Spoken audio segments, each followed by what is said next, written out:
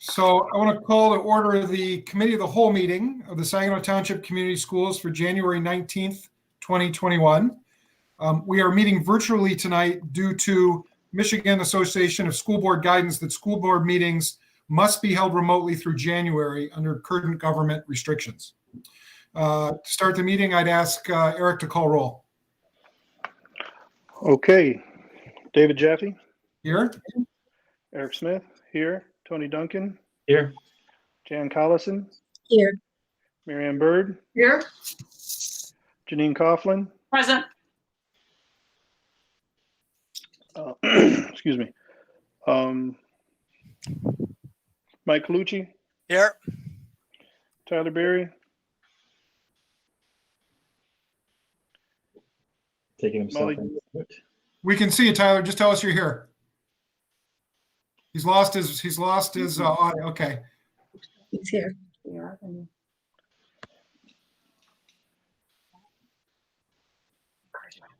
He's working on it. We got one more. Molly Jaffe. Here.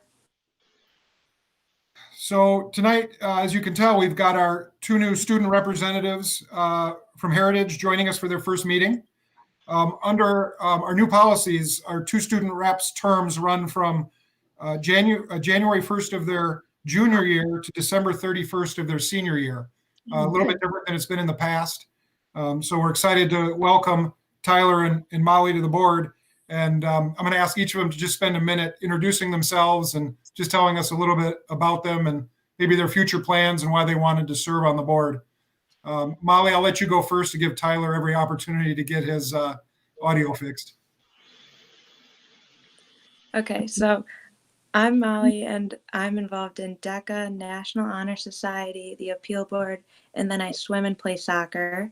My future plans are to go to college and medical school after, and I wanted to serve because it's a unique leadership opportunity, and I watched all the meetings in the spring and felt like it was a good way to give back to the community and the school and serve. Welcome, Molly. Welcome. Tyler, is your audio? I believe so, yeah. Hi, my name's Tyler Berry. Give us a little introduction of yourself. Okay, hi, my name's Tyler Berry. At school, I'm the treasurer for the Michigan Youth and Government Club. I was co-captain for the varsity soccer team in the fall, and I plan on running track in the spring. And I'm also a member of the class council for our grade, and I plan on applying for NHS in the spring. After high school, I plan on attending either SVSU or UMass Lowell to earn a bachelor's in forensic science or engineering, one of those, but I haven't really quite decided yet. And I wanted to become involved with the school board because I wanted to see like what was going on behind the scenes at Heritage and just like STCS in general. And I also wanted to be a conduit for other students to be able to like voice their opinions on anything related to school. Welcome, Tyler. Welcome, Tyler. Hey. We're excited to have you both as members of the board and look forward to your contributions over the next year. So welcome. Next on the agenda is a presentation by Rebecca DeHane, our principal at Arrowwood Elementary School. Thank you. Good evening, school board members, Mr. Martin, and members of the community. I'm Becca DeHane, proud principal of the Arrowwood Elementary Eagles. I got two special gifts from staff this year at Christmas time that seem fitting to summarize our year at Arrowwood. A Friends themed t-shirt with the word pivot across the front of it, and a desk sign that says chasing unicorns. There were so many unknowns during this year that it did at times feel like we were chasing down the unknown, then shift course and pivot to meet the needs of our students as the information changed daily. Our staff, and not just our instructional staff, united together and collaborated extensively as we quickly transitioned to remote learning in the spring. Many staff were asked to step out of their comfort zones, create Google Classrooms, learn to screencast and Flipgrid, and engage all learners in the spring. When we met for our final staff meeting in June, this is the one area that staff identified that they wanted to take with them into the upcoming school year: how much they had learned about embedding technology to reach all of our Eagles and help them soar. During this school year, we've been able to carry and build upon those practices, with most of our classrooms broadcasting live for a large part of their day, with approximately 90 to 100% attendance during these Google Meets. This includes live teaching for all of our specials areas, including music, PE, and art. All of our staff have continued to participate in both district professional development with John Sowash or have continued their learning on their own time.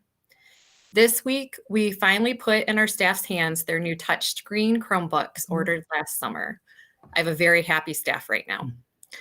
Originally, when Arrowwood went remote in the spring, we had 2 Chromebook carts for approximately 440 students.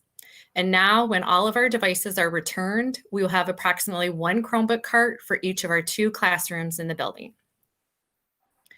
The Eagles that are logging on daily are demonstrating our monthly life principle of optimism by being dedicated, working hard, and happy to connect with their classmates. Our special education team has been able to bring in small pods of students so that even while remote, we can target the needs of all of our learners. Intervention and social work groups have also been able to be maintained during this time.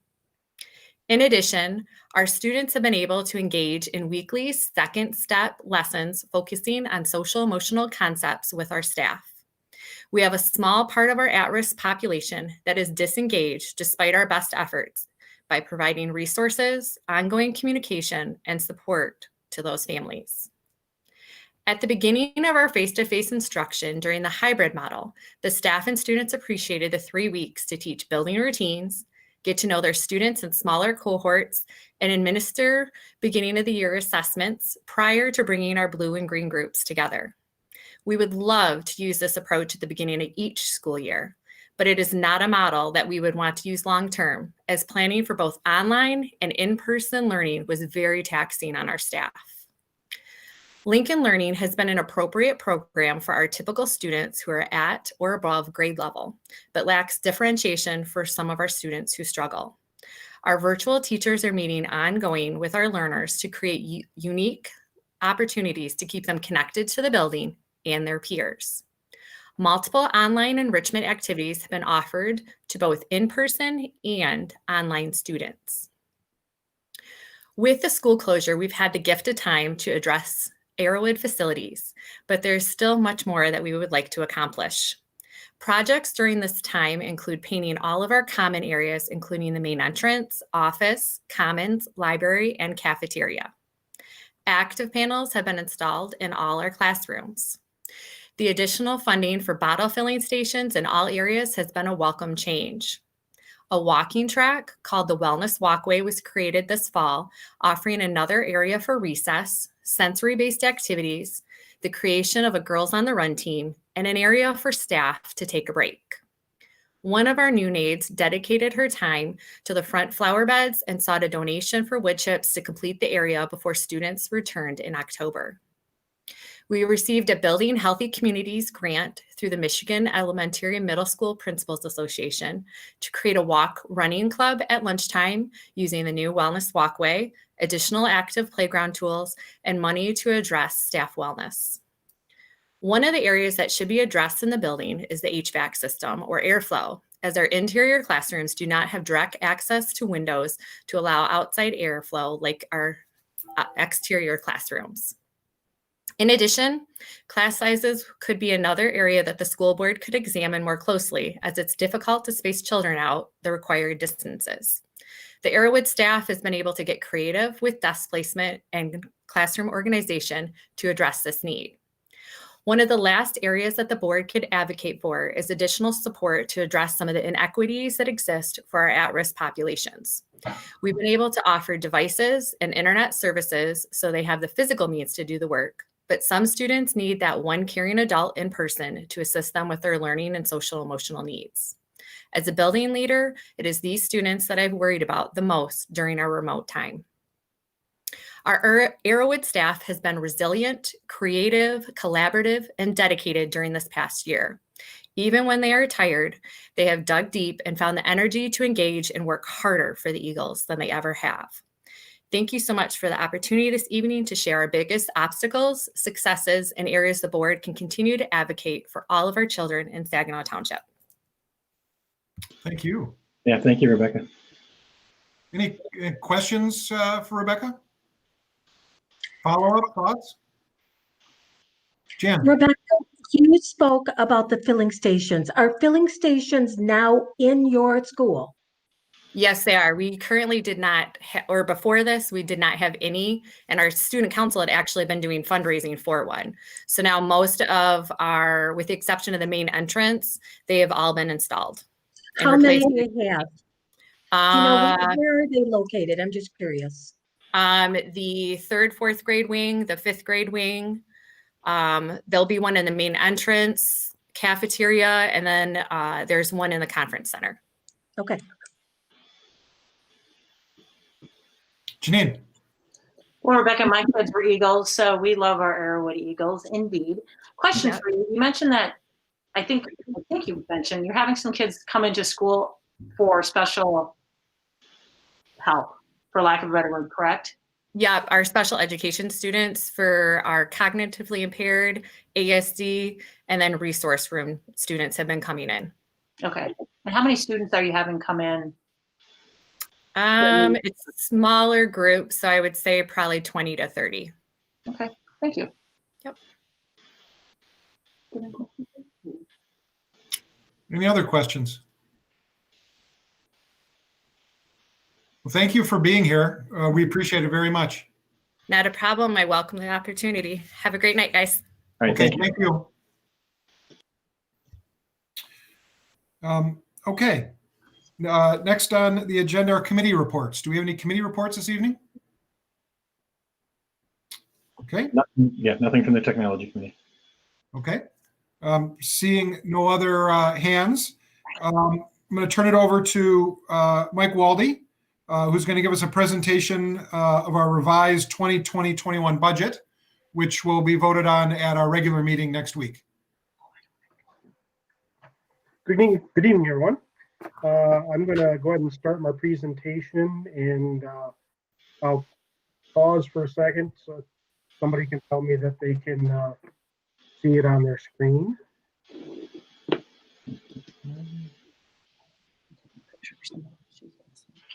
We can. It's up. It is up and running? Yep. Okay. This is our first revision of the 2021 budget for this school year. This revision typically takes place in January for the purposes of updating some of the unknowns that aren't known from our June adopted budget. Items such as student count, state aid revenues, federal grant revenue and expenditures, and this year we have additional several COVID-related grants. The slides that I'm going to be sharing tonight will show the effects on the budget, and I'll let you know these are not our final numbers, as I'll be doing another amendment later this year. I'm going to start with our blended count. This is these numbers come off from our state aid status report, and they are blended student enrollment. And the 2019-20 actual, we ended with a blended count of 4,809. And back in June, when I did the budget adoption, I was trying to continue the trend, but with the pandemic, we've lost some students, and the state has came up with a super blended count, which is using a different percentage of our student count from the previous year. So from our preliminary budget, or even from our preliminary budget, we're down 68 students. In actuality, we are down 170 students, but the blended count is working in our favor there.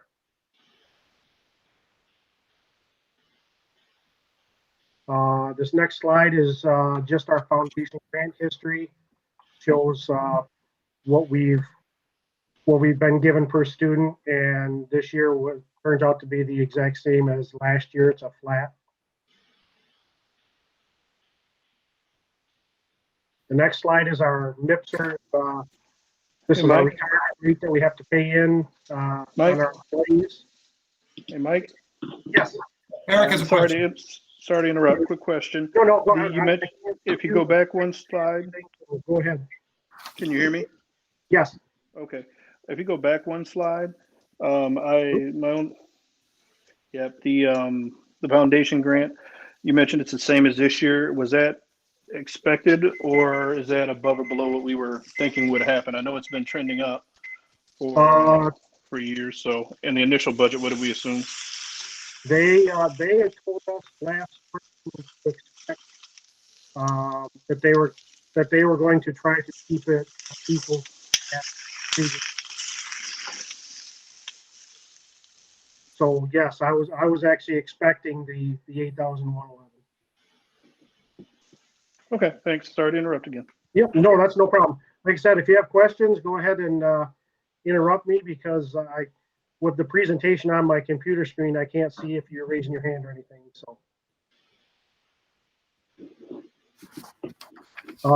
with those things being said, this is our snapshot for the budget amendment. This first column on the left is what the preliminary budget was back in June, and it shows in June we were expecting a profit of roughly $22,000. The revised budget has added some revenue, it's added some expenditures, and the projected shortfall now is about $894,000. And these are the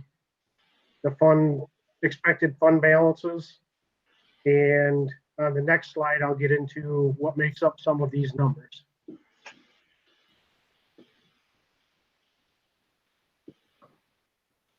Okay, this is our change in budget explanation sheet.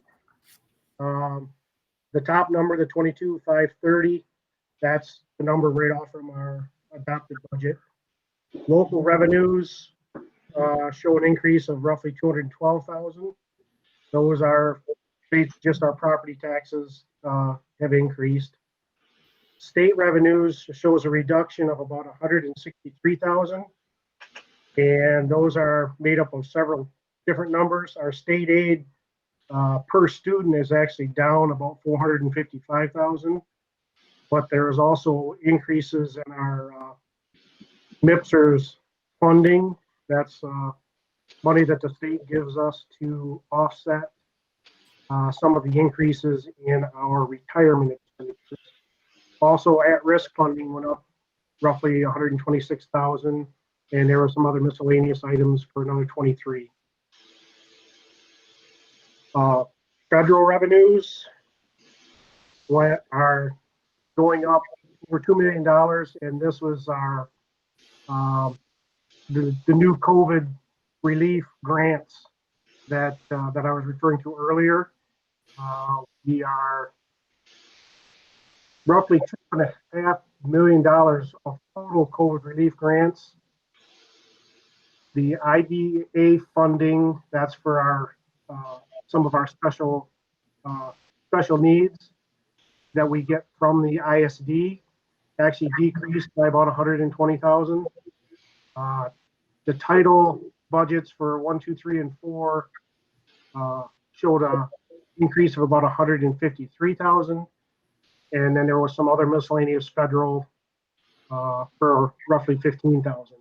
All of these increases or decreases in these revenues will have an offsetting expenditure. So the $2.5 million worth of increase that we got in COVID will obviously be in the increased expenditures down below. Other revenues shows an increase of roughly 570,000, and basically this is just an adjustment over the last 4 or 5 years. This revenue has been understated on the budget, and when you look at the actual what we've actually received for Medicaid, it had to be moved up as far as the budgeted amount to make it more in line with what we're actually getting.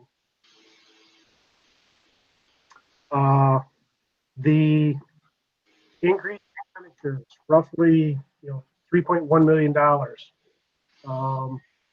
There roughly $900,000 of that is a contractual thing where we had to adjust some employees. $2.4 million of the 3.1 has to do with all of the COVID relief grants, and we have purchased many things with that money. As Rebecca had said, we purchased drinking fountains, the active panels. We've purchased all sorts of Chromebooks, and there's just lots of things we purchased with that money. And other items under the increased expenditures, because the NIPSR's rate went up from 27.5 to 28.21. It's an increase in our retirement cost of 180,000. Special ed services that we get from the ISD are going up roughly 200,000. And then the other at the end there is actually a reduction in expenses of 500,000. And those are many items that we've taken a look at. The budgets were out there kind of as placeholders, and in discussions that we had at the end of last year with the audit, some of those items have been looked at, and the budgets have been reduced. That's where we come up. If you take it all together, we go from a 22 plus 22 to a minus 894. And Mike, do you mind if I ask a question? no, go ahead. The $200,000 from the ISD increased cost for special education services, is that something that happens every year? Has that been a trend? I don't remember that in the past. No, we actually added a FTE for Chantel's. Chantel talked with Mr. Martin and myself about that, and we increased one of their services by an FTE, and then there was a couple of other items that increased that dollar figure. Okay. Janine, if I can interrupt for a moment, Chantel comes to us every spring with staffing projections based on the number of caseload students she has in all of the different programs. We had been running a very thin for a school psychologist, and so that 200,000 there represents an additional school psychologist that we needed in the district because we were way over caseload in that, and a half-time speech therapist. As you know, we run very thin on speech therapists as well, and have rather large caseloads. And so there were a couple other needs that Chantel had, but she was able to shuffle some staff and make those work. But these 1.5 positions, we looked at every different alternative we could and just simply had to add them to our team. Okay. All right. Thank you, Bruce. And one thing that's not footnote that I'm going to footnote is health insurance. I did not adjust up or down. Last year, we actually saw significant savings in health insurance, but the numbers through December show us running right on budget within a percent above what our current budget is, but I did not want to adjust the budgets because we don't know what the next 6 months are going to bring.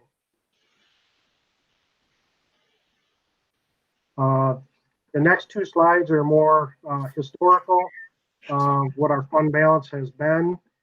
And based on my revised budget at the end, the fund balance would be roughly an 18.5%. That is that number is a little misleading, I guess, is the way I'd put it, because we've increased our expenditures roughly $2.5 million because of the COVID grants. So it makes that percentage lower because our expenditures are that much higher.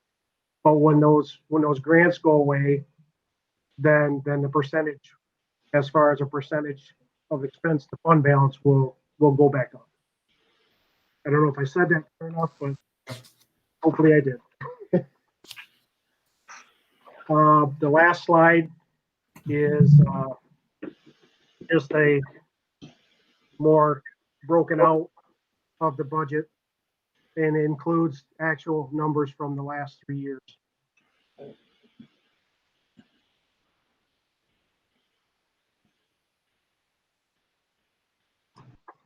Mike, if I could interrupt just Yep, for a go ahead. moment. I want to elaborate just for a minute on Eric's question from a couple minutes ago about the foundation allowance and if that's where we thought it was going to come in. If you remember back in June, we were being warned of doom and gloom based on the economy's impact from COVID. We were being warned of significant budget cuts coming from Lansing. They held a special consensus revenue estimating conference in August, which they had not done before, simply to try to get a handle on where the economy was headed. The board had the courage to hold firm and assume and adopt a budget that held firm with a flat foundation allowance, and your faith in the system came through and paid off. It held at flat. We did not see the significant cuts that we had been warned of. And so if you remember, there was some trepidation in June, and we just wanted to reflect that in that slide that it paid off. And lastly, I'd like to conclude my presentation with a thank you to the board members for School Board Recognition Month. Being a board member is a difficult task under normal circumstances. And what you guys have seen in these last 10 months, I just want to say thanks for all that you do. Thanks, Mike. Thanks, Mike. Yeah. Questions for Mike about anything in his budget presentation? Again, this is something that we will adopt or put up for adoption at our regular meeting next week. So Mike, you're talking about the fund balance not being accurate because we don't have the grants coming in. Do we have an expectation of what that number would look like, the percentage, when all said and done? Well, the grants are in. It raised our total expenditures, and that percentage is your fund balance over your total expenditures.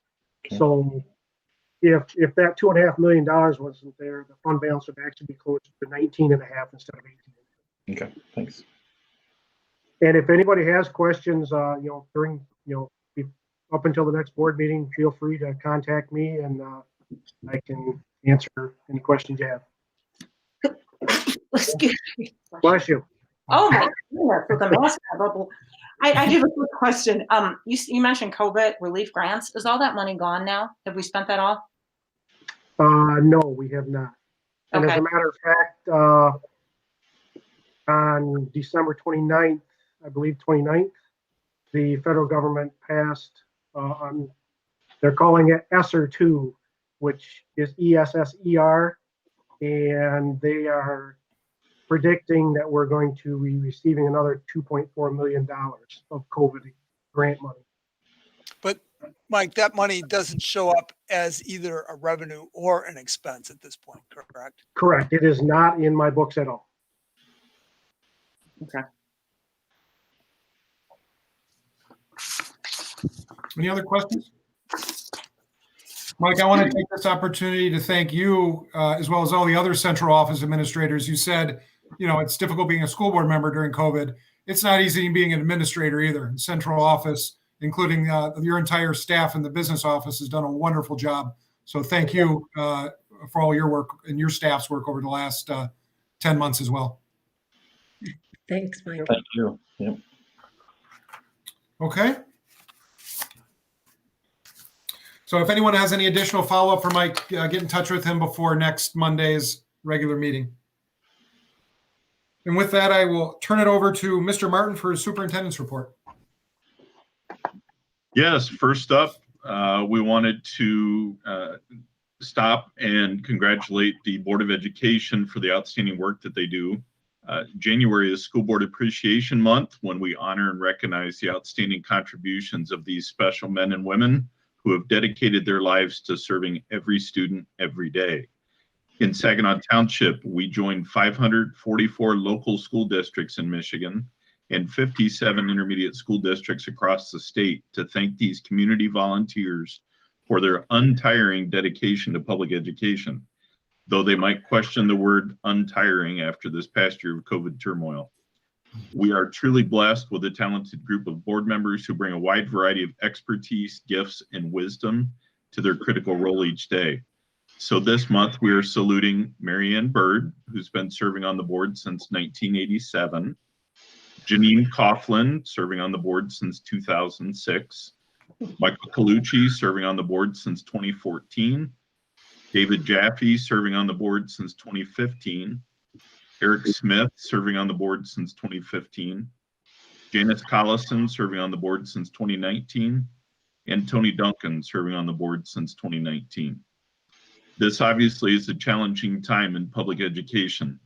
School board members serving the Saginaw Township Community Schools develop policies and make very tough decisions that help shape the future of our education system. They bear responsibility for an annual budget of $50 million, around 4,700 students, 650 employees, and 8 schools. The dedication, integrity, and love for kids these public servants bring to their role is commendable. Their lives changed last spring with the onset of the COVID pandemic, and thus began the most trying, difficult year as a board member they had ever experienced. They poured their hearts and souls into problem solving, understanding, and guiding this district through something they had never experienced before. With no training manual or prior experience from which to pattern, they rolled up their sleeves and have not stopped leading since. The raw emotion from families, employees, and the public related to the anxiety around COVID has increased the pressure on these volunteers to a ridiculous level. I know they have experienced many, many sleepless nights wanting to do the absolute right thing for our kids without a penny of payment in return. I hope people will honestly reflect on this and give you the grace you deserve. To say that I'm thankful for this team is the utmost understatement. I can't imagine tackling COVID-19 with anyone else. I'm blessed to call you teammates, and I wish to honor you this month and into the future. A small token of our appreciation was delivered to the front porch of your residence earlier today. So if you haven't seen that, make sure you grab it tonight before you go to bed. We have a couple models on the call showing off the gift. Very Well good. done, Michael, well done. Very groovy. Yeah. Mary Dorr wanted to get you all a 6-week-old puppy, but we were worried about it being in the cold, so we did those. Additionally, we have a short tribute prepared for next Monday night's board meeting. So I hope the staff and community will join me in thanking you all for your outstanding guidance. You've been just amazing through this whole process, and we commend you. Thank you. Thank you, Bruce. Thank you for those kind words. Thank you. Thank you. Next up on the agenda, we wanted to remind you all that next Monday night at our January 25th board meeting, we will be electing officers to serve for this coming year. And we will also select school board members for committee membership on the various committees that we have. So please be thinking about what your role might be in either in the officer's situation or on our committees. Mary has attached those to the agenda if you want a refresher on that. Finally, under my portion, we have some exciting news that we've been working on for quite a while. And Jamie the Magician Kratz did a pretty phenomenal job over the Christmas holidays. When her family was sitting opening Christmas presents, she was massaging the budget, and I'd like her to tell you what happened with that. Yeah, it is pretty exciting news. So with some creativity and with some different funding sources, you just saw where a couple of our grants had increased, and also the COVID accounts have helped with some of this stuff. So we were able to braid together some funding sources and complete our units of study curriculum by being able to purchase full classroom libraries for our K through 8th grade ELA teachers. So the libraries are different level books that go along with the units of study that were adopted last year. And each classroom is going to get between 500 and 600 titles for their kids to be able to choose from. It's going to be huge when we get down to the work of getting post-pandemic and addressing learning loss so that kids can read at their level and teachers can give explicit instruction with the libraries that will go along with their units. So the libraries are specific for the units of study. They're part of the resources that are strongly suggested to go along with them. And so for each of the units, when they teach a certain genre, now they have books that specifically address that genre, and they're at different levels in each classroom. So we're pretty excited about that. So with the combination of that and the new ELA program and curriculum at the high school that will be rolled out next year, I'm beside myself with excitement.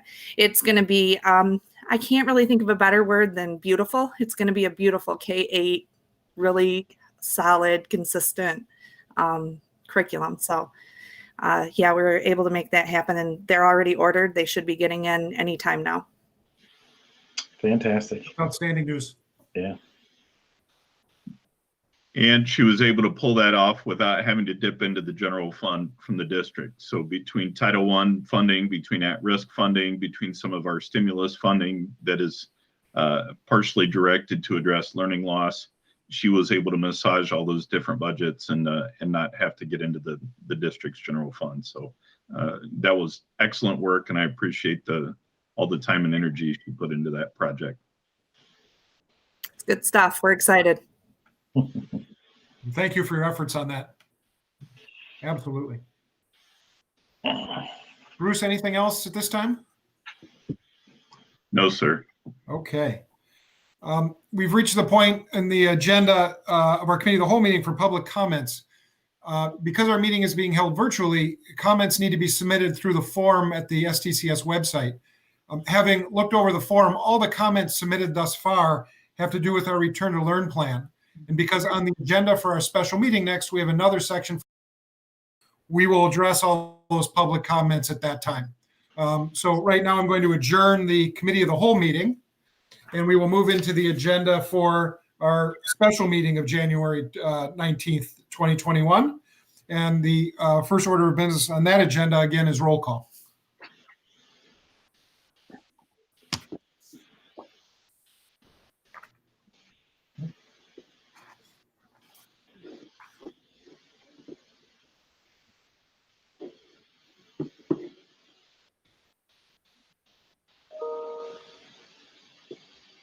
Eric, can you hear us?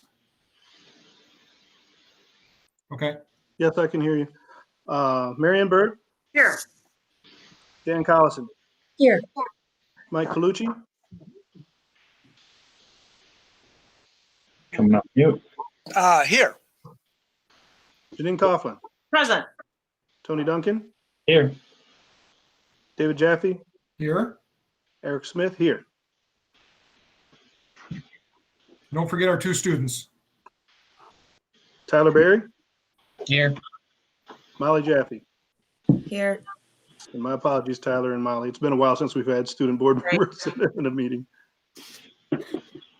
Is there a motion to approve the agenda? So moved. Support. Okay, any discussion? Okay, roll call, please. Eric Smith, yes. David Jaffe, Yes. Tony Duncan, Yes. Janine Coughlin, Yes. Mike Colucci, Yes. Jan Collison, Yes. Mary Ann Bird. Yes. Okay, next is approval of our minutes of our special meeting and our closed meeting of January 11th, 2021, and I believe they can be taken together. Is there a motion to approve? Move to approve the minutes of last Monday's special meeting and closed meeting. Support. Support.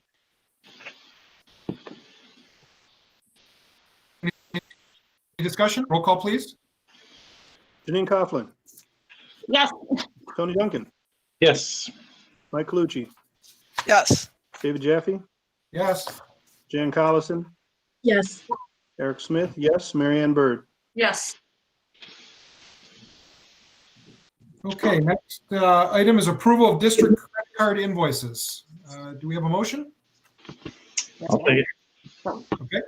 I move that the Board of Education approve the district credit card invoices in the amount of $11,112. Support. Okay, support. Any discussion? Nope. Okay, roll call, please.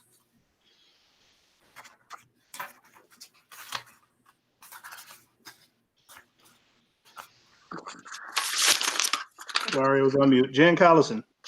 Yes. Mike Colucci. Yes. Janine Coughlin. Yes. Tony Duncan. Yes. David Jaffe. Yes. Eric Smith. Yes. Mary Ann Bird. Yes. Okay, we've now reached the portion of our agenda again for public comment. So far, about 40 individuals have submitted comments at the website. Take a reading. I want to note that in some instances, community members did not give the required information, such as their name and address. In those instances, the board has reviewed the comment, but is not going to read them out loud. All the other comments we will read out loud. We'll just sort of rotate through. To get started, Mary Ann, do you want to take the first two, which would be in rows 2 and 3? Okay, this is from Jared Bobick on Wintergreen. Hold on. I think we're starting with Josh Anders. I don't have that. I look at the other page. Yep. Oh, I'm sorry. Pardon me. This is Joshua Anders, 4208 Spurwood Drive. It is time for kids to be in school. As parents, we have all done the best that we can to educate our children, but we are not teachers. We are not experts. Our kids need experts. Further, our kids need other kids. They need to socialize. As more studies have, and I apologize because it's really hard for me to see, having emerged about the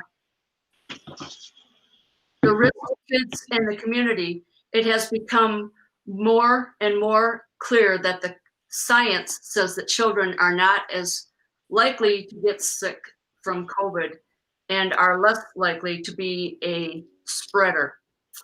The educational risk to our kids of not being in school is larger than the health risk of them being in the building.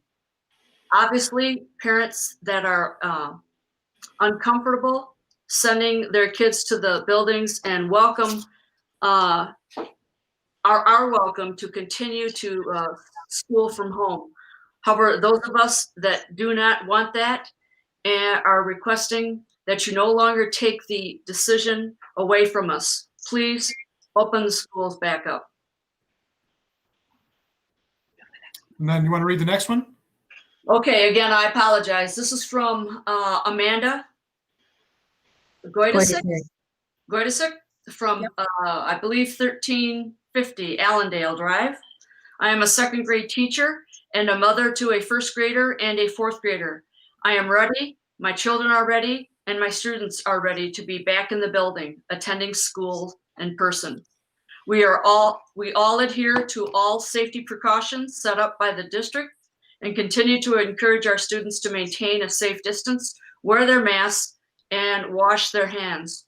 My students learn better when we are face to face, and I can offer assistance and feedback on the spot. My children need to be in school with their teachers so that they can progress and reach the goals of their grade level. Please strongly consider allowing all students to return to their classrooms. Thank you.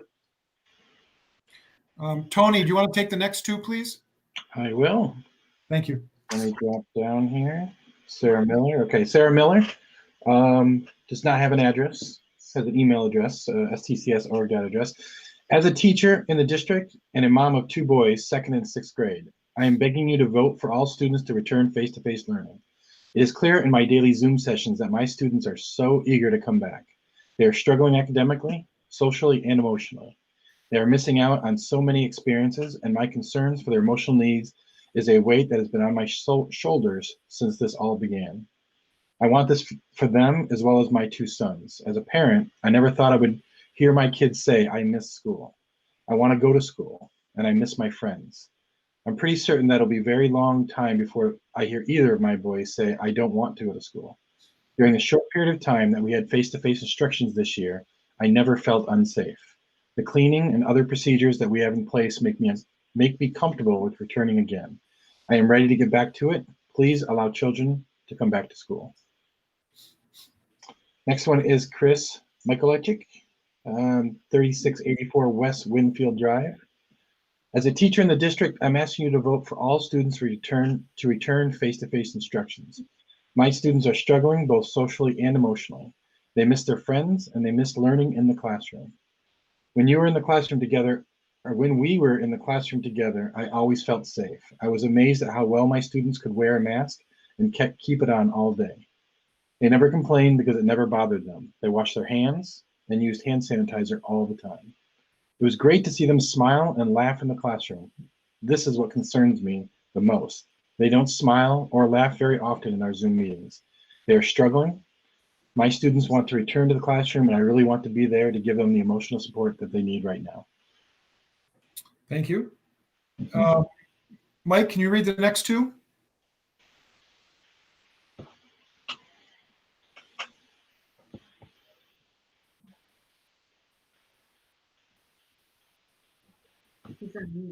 So sorry, I got multiple screens here.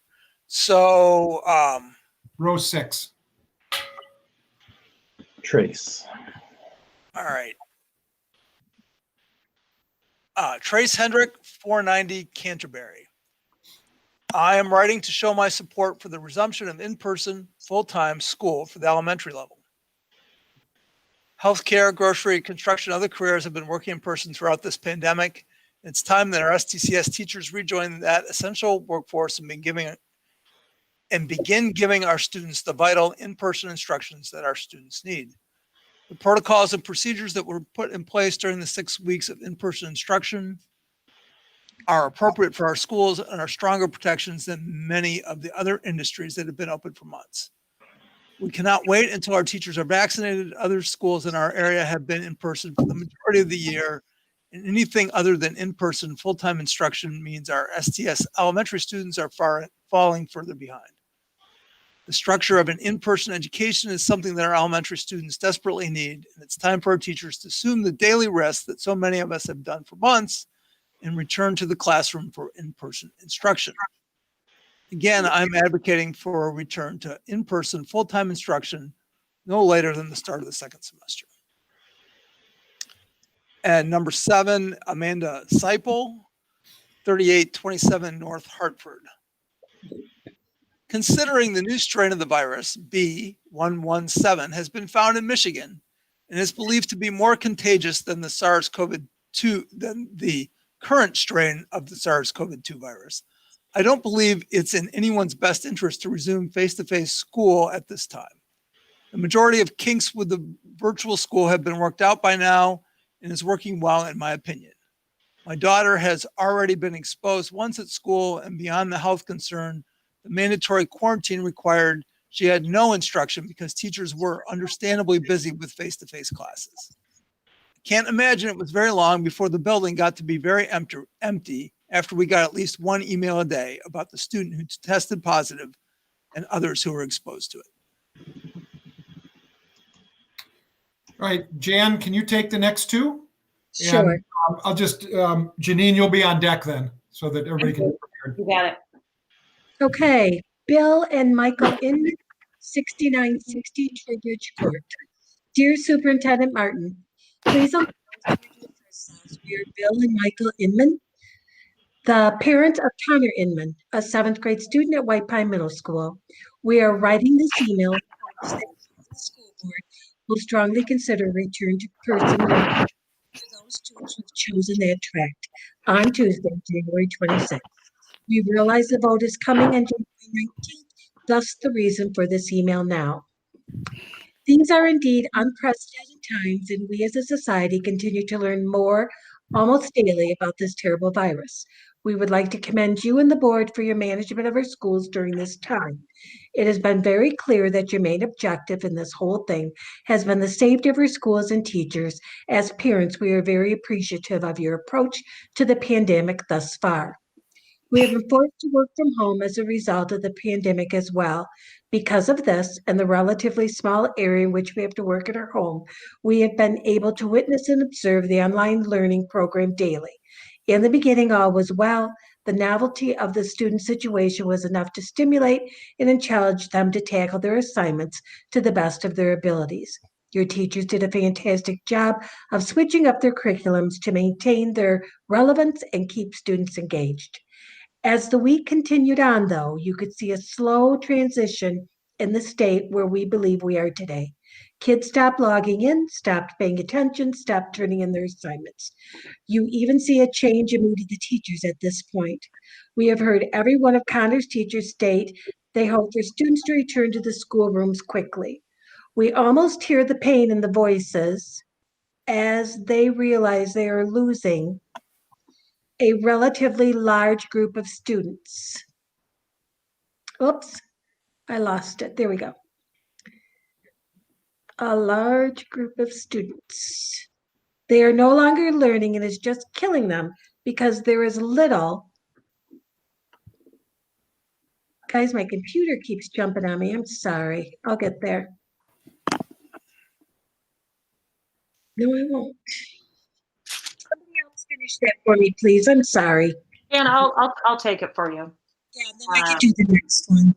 It's just killing them because there's little they can do virtually to correct the situation. This is again further testament to the high caliber of teaching professionals in our schools. In addition to the strained learning environment caused by the delay in returning to in-person schooling, we cannot ignore the mental health aspect situation is having on students. Many pediatricians have linked remote schooling to toxic stress in our children. We can tell you our son has a much shorter fuse these days, which has to be the function of stress he is feeling. When we were in the hybrid schedule, days he spent in school were notably different, for the better, than the days when he was home learning remotely. Now it just jumped on me, girl. In addition, there is continued technology challenges. We are aware that other students and families that still do not have devices needed to allow students to participate as needed in classes for learning. We hear this in the classes when students are missing, cannot log in, connections continue to drop, instant replies or photos need to be submitted to get credit or attendance for attendance purposes. They need to print items and they do not, or they are having to share devices with others at home. No one anticipated we would still be remote learning at this time, but some students are still not equipped to do so, yet the expectations are that they do so. This continues to be an additional stress for all, and no one is at fault, but no one can address while fully remote, causing gaps in both effective teaching and learning. Is the next one Nicole Bobick? It is. Okay, I can do that one. Okay. I have struggled this year as a single working outside the house parent just as much as the teachers are teaching. I have kids that are close to failing classes because the teachers won't respond or have just given up on them. One of these teachers was reached out to by my child and she never responded to them. So I sent an email out before Christmas break. I've still not heard back and neither has my child, still no response. I'm not saying this is the case with all teachers, but there are a few. If this is the case, these kids need to be back in school. We chose this because virtual would make them fail. Right now, this school district is allowing them to fail without help. I have been I have even reached out to counselors to get my kids help, nothing. There needs to be something done. Even hybrid is better than them being ignored when they need help the most. Jean, you want to take number 10? I will. Joe Crowley, 4900 Coralberry Road, Saginaw, Michigan. I switched my daughter from Zilwaukee to the township schools in November because being in kindergarten, she needed face-to-face learning. She was fortunate enough to attend Sherwood for 3 days before everything went online again. I know that the teachers are doing the best they can with the online learning model, but young children need to be in the classroom to learn what they should learn. I'm asking the board, not just for my child, but for all young children, please allow them to go back to face-to-face learning. They all need that. Thank you. Mary Ann, you want to pick up number 12 with Jared Bobick? Okay, again, I apologize ahead of time. This is from Jared on Wintergreen. Something needs to change. All kids cannot learn this way. My kid is struggling and one of their teachers doesn't bother to respond. How is that helping? STCS is failing the kids. Hybrid is the way to go, at the very least. Also, we have one of the mobile hotspots due to our internet cutting out periodically. They don't work. Then maybe read one more. Michelle Hall. Okay, Rochelle Hall, 37, I believe, 62 Hackett. This year has been an extremely difficult one. I am proud of the teachers in the district for doing such a great job with the remote learning. However, my Sherwood student needs to resume face-to-face learning. In-person learning allows our child to receive services and an education that are far beyond our expertise. Our family made a decision at the beginning of the school year to have our child in the classroom. We believe in the abilities of the teachers and staff at Sherwood to keep our child as safe as possible. Please know that the family's social and emotional well-being are also affected by this. We strongly encourage you to allow our child and all of the other children to return to in-person learning as soon as possible. Okay. Eric, can you take a couple? Starting with 14. Yep, no problem. Tony, you're on deck. Gina Lockwood, 4421 Forsyth Road, Saginaw, Michigan. I'm asking for the board to keep with the return to learn plan that has face-to-face instruction resuming January 26th. Almost every day it is a struggle for my two children with remote learning style, and I fear it will continue to get worse. My children are 5 years old and are at an age they should be excited about learning new things, but that has not been the case lately. Especially for one of my children, he is becoming upset almost every time he has to log on to class. He does not stay engaged unless I am with him the entire time, which is difficult when both children are needing assistance for different classes. I believe the safety measures that the district has implemented are keeping them safe while they are engaged in face-to-face learning. As the numbers have gone down for Saginaw County, I ask you to please keep with the plan of returning to face-to-face next week. Next is Luke Hendrick, 21 West Hannum Boulevard. If sports are allowed to resume practices and games, then full face-to-face learning needs to take place immediately. For the longest time, the rule has been if you are not in school, you cannot play/practice, and that should apply here. If it is not safe for all students to sit at their desk following the safety protocols, then how can you allow our athletes, specifically contact sports, to practice and play? How can we allow our athletes to travel to other communities where they can bring the virus back to ours?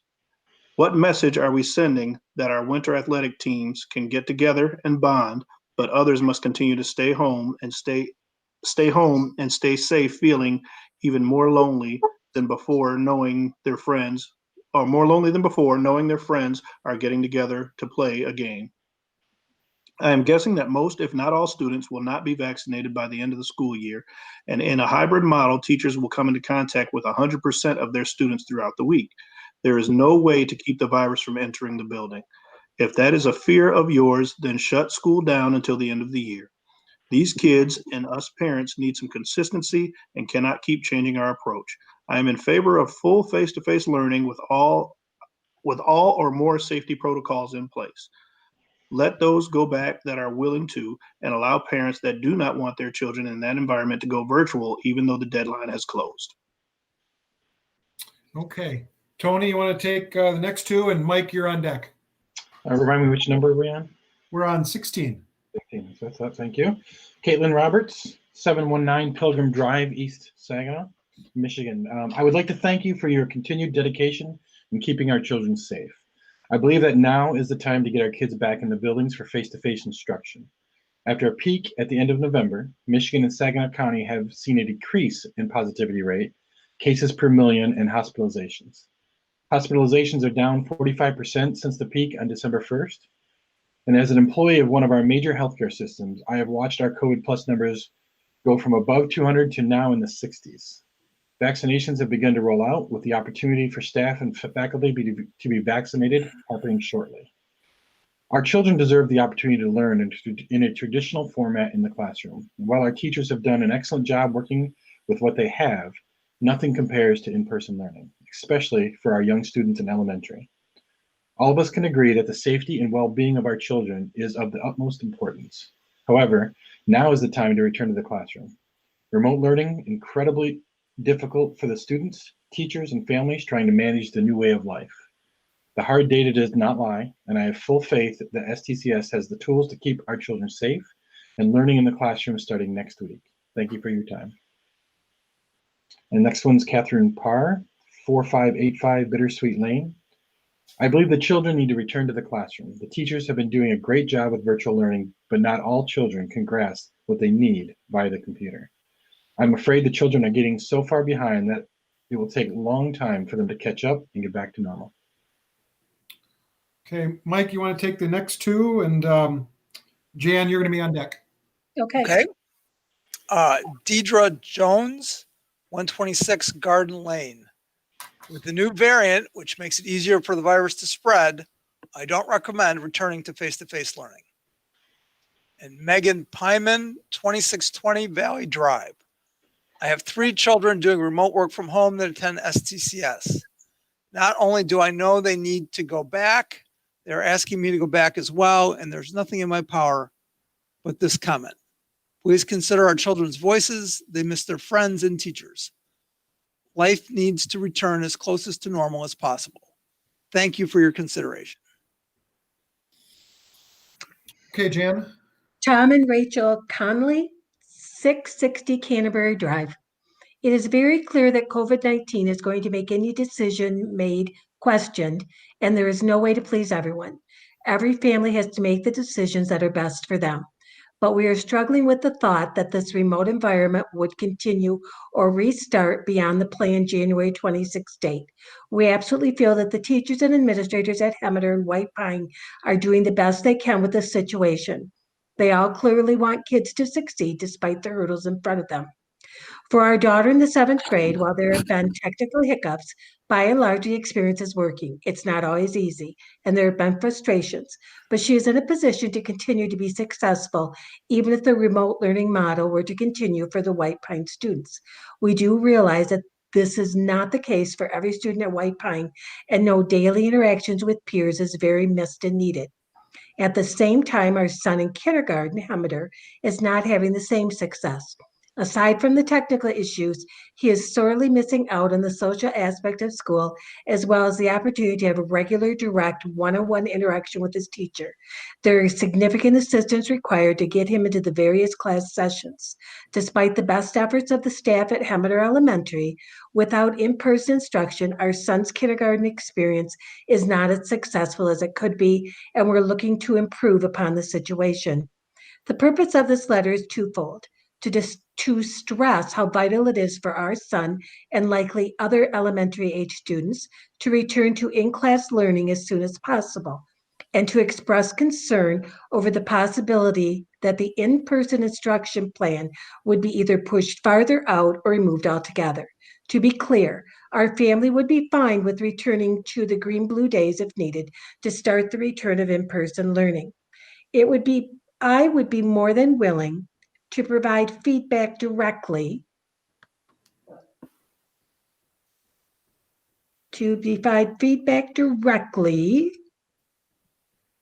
in parent or community group meetings to help solve as many challenges as we can. Guys, my computer keeps jumping. Yeah, it's just long ones that do that. Yep. It's like All right. somebody, If you click on the cell that the long one is in, it may give you an option to scroll up and down just within that cell. Okay, That's what- let me try that. Thanks, Harry. Yep. All right, let's try it.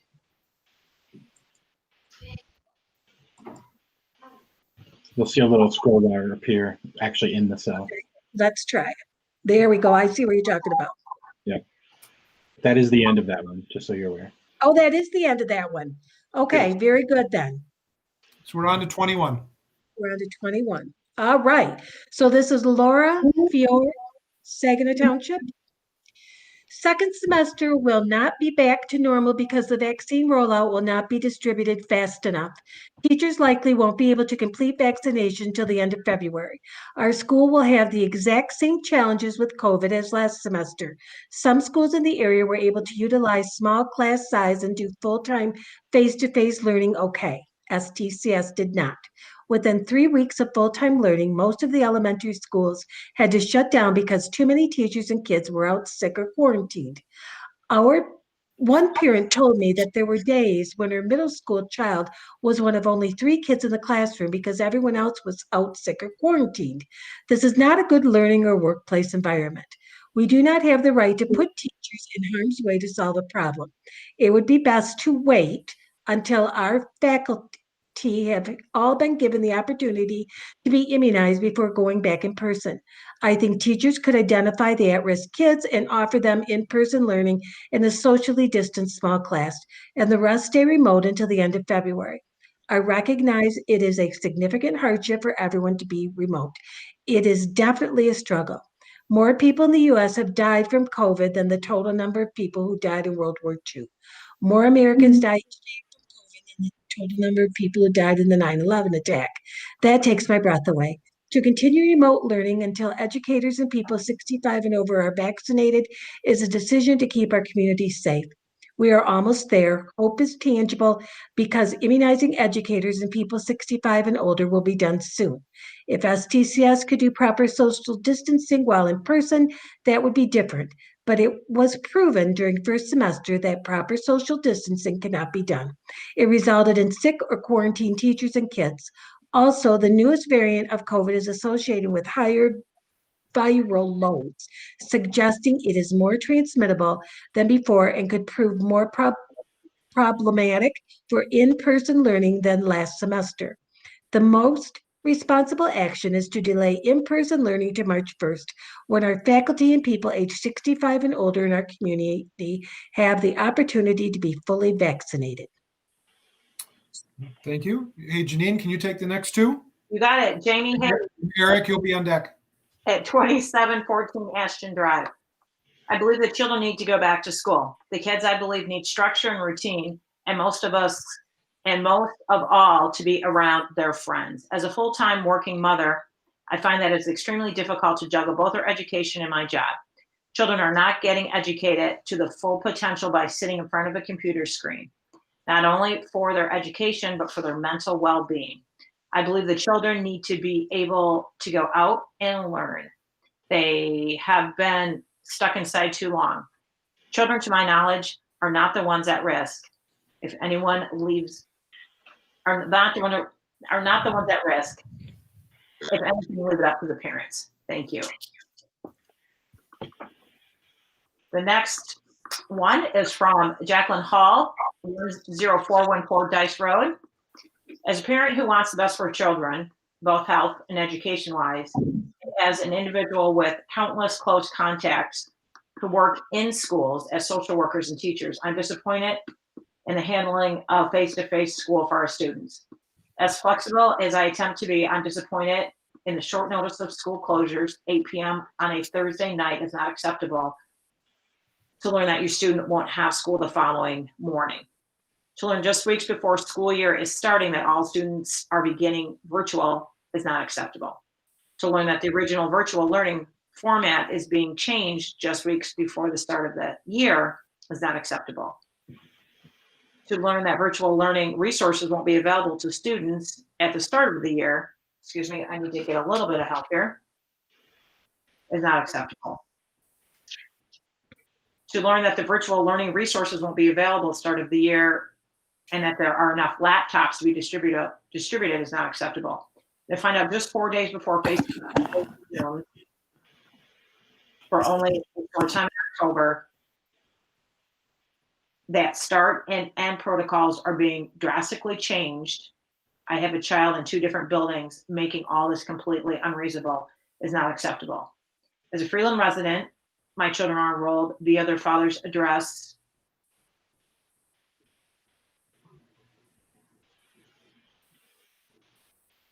Pardon me for that.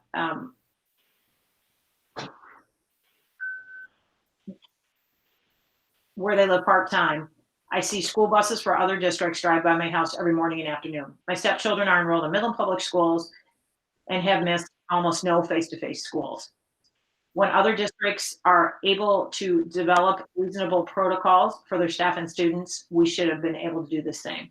The decisions made thus far are not in favor of our students or the hardworking staff.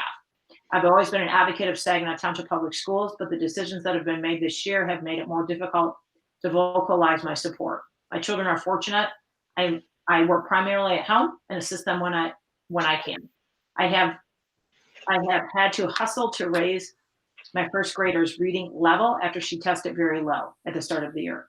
My children are part of a very fortunate bunch of students in the district, and my heart breaks for those who don't have parents who are able to guide them through this disaster of a school year.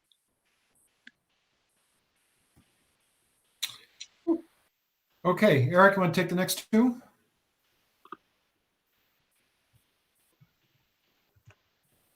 We're on 24. All right. Tony, you're back. Yep. Can you guys hear me? We We can. can. Okay. Caitlin Harvey, 5324 Mackinac Road. Please allow all kids to return to school on the 26th of January. Next one is Cindy Wolfgram, 1330 Sheffield Drive, Saginaw, Michigan. Hello. I would like to express my concerns for the amount of time the children have been out of the classroom. I understand that virtual has been offered. However, children's mental health and academic education is suffering greatly. I have students who are previously testing well above grade level, failing or near failing every class. Children are crying because they are getting in trouble, saying, I just want to go to school. As a nurse who has worked during the entire pandemic, I am very comfortable with sending my children back to school. I believe those that are not have the option to continue virtual. I know with 3 students in 6th, 3rd, and 1st grade, I spend all day on 1st grade, or he does, excuse me, or he does nothing. This is requiring an 8 and 11-year-old to work independently. We are placing too much responsibility on young children, and they are feeling the mental effects. All right, Tony, we're skipping 26 because it's anonymous. So if you would do 27 and 28, and Mike, you're on deck. Next one's Elisa Basil, 809 Foxbury Road. Regarding COVID-19, is my understanding that each school district may choose its own path regarding return in-person learning? What is the difference between our district and Hemlock, which has offered in-person learning 4 days per week when they've been allowed? Freeland, which is 90% plus in-person learning. Frankenmuth, in-person learning every day. Chesaning, in-person learning every day. Swan Valley returned to in-person learning January 11th. Merrill has in-person learning 4 days per week, and the list goes on. Those are just the public institutions. I haven't mentioned private schools. What a shame that if you can afford to send your child to private school, you've reaped in-person educational benefits all school year. If you're stuck with STCS as your only option, you've gone to school for maybe 21 days. How far behind are you going to let them fail or fall relative to their neighbors? Additionally, what is the vaccine plan for the district? Next one is Skylar Hernandez, 634 Somerset Road. Please strongly consider having children go back to school. I'm sure you have conducted your research and are trying to make wise decisions. I know my children are in desperate need of in-person learning, and it's an important part of development. Take one more, will you? Sure. Sarah Stewart, 2115 Delaware Boulevard. I am all for full-time face-to-face or remaining on full-time remote learning for another 2 weeks. The hybrid version, having kids do the every other day thing, doesn't work well for our family.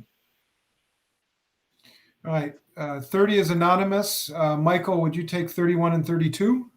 Sure. Jan, you're on deck. Okay. Nope. Kizia Coney, 170 Parkside Court. I understand some districts are waiting to go back until March and others have allowed students back this week. Speaking for my household, I have a son with ADHD and his intelligence is advanced. He attends Heminer Elementary. I worry that if school is pushed out to virtual for much longer, I will have no job as I'm working from home due to lack of childcare. He used to attend the after-school program, and he is not getting a good education. He struggles to pay full attention, and once the teacher is off the screen, I struggle to keep him engaged while working from home. I scribe, and I cannot help him 24/7. This is a big hindrance. I understood the need, but now it's time to get these children back to school so they get the quality education I was expecting when I had him transferred to Heminer. Writing assignments are taught, but rarely looked over and never turned in. Math is tested and turned in, but other subjects are not. Plus, he needs the interaction of other students and teacher up close and personal. Well, within 6 feet minimal. He listens well with his teacher, and she is the best. Thanks for listening. Number 32 is Marcia Jones, 1310 Trout Drive. I'm in favor of students returning to in-person learning next week, but starting with a schedule like they previously had, 1 day on, 1 day off until further notice. Okay, Christina Sullivan, 4105 Scarlet Oak. I'm sorry. Why is it important for our kids to be back in school? My daughter's in second grade at Sherwood Elementary, and I wanted to share my reason. I believe our kids need to be in class. First, to address the cases in our county. Saginaw County is seeing a downhill trend in cases and in hospitalizations. During our holiday peak, Covenant Hospital had an all-time high 120 plus hospitalized cases. We are now down to 68. During our holiday peak, Covenant Hospitals had, down to 68 inpatient care. This is cutting into the numbers in half. The spike of holiday get-togethers are now outside the window of 2 weeks. On top of this data, there are numerous articles and research reports explaining how our young children are the least susceptible to contact and spread COVID-19. Hospitalizations are less than 2.8%, with a mortality rate of less than 0 to 17% in the United States. Still to this day, it appears that severe illness due to COVID-19 is rare among our children, report from the American Academy of Pediatrics. Now, the surrounding schools in session. In our same county, schools, Thomas Township, First Run, and many private schools are just some examples where they are still holding in-person classes. You may argue they are small schools, they are placed in rural communities. Well then, I bring to you Midland Schools, a very big district. All those have made the utmost effort in keeping our schools open for F2F. There are many things our district can do to help support the opening of F2F. I personally have donated a large supply of cleaning disinfectant to our schools to use and will donate more if need be. I have seen many changes done to our buildings and classrooms to support the openings of schools. Oh, let's see. Let's not make this effort a lost cause. Lastly, to address not only the support schools provide educationally, but mentally, physically to our child's health. Lastly, to address not only, Oh, let's see. This is jumping on me, guys. For classes help. The hot, cold nutrition meals the children know they will receive that morning or afternoon. They love and or care an individual may need that we don't necessarily see through the computer screen. Virtual learning has taken a toll even on those kids that have the support.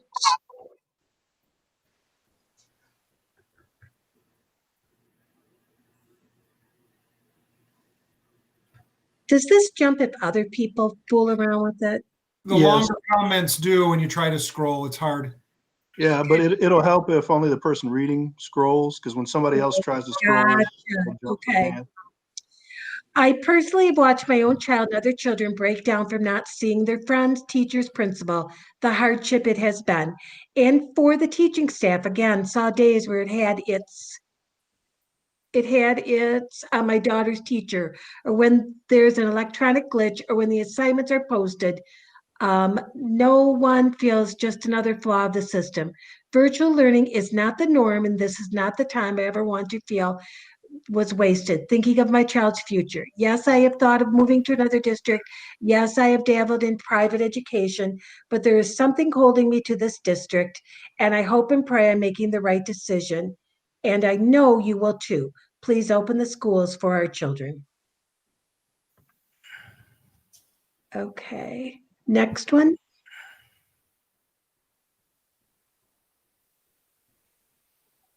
What number are we on, David? 34. 33. Click out of that. There we go.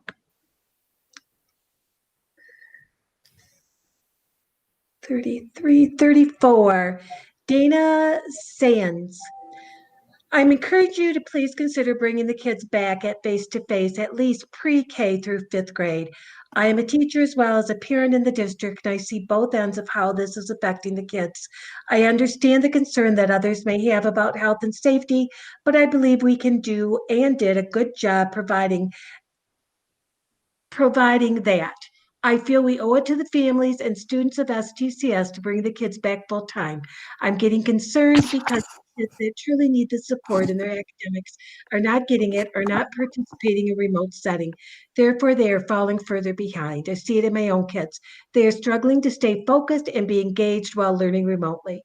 As far as offering hybrid, I feel this option will not be feasible because as a teacher, I will not be able to watch over the kids, provide support to the ones on Zoom as well as the kids in class. Just a thought.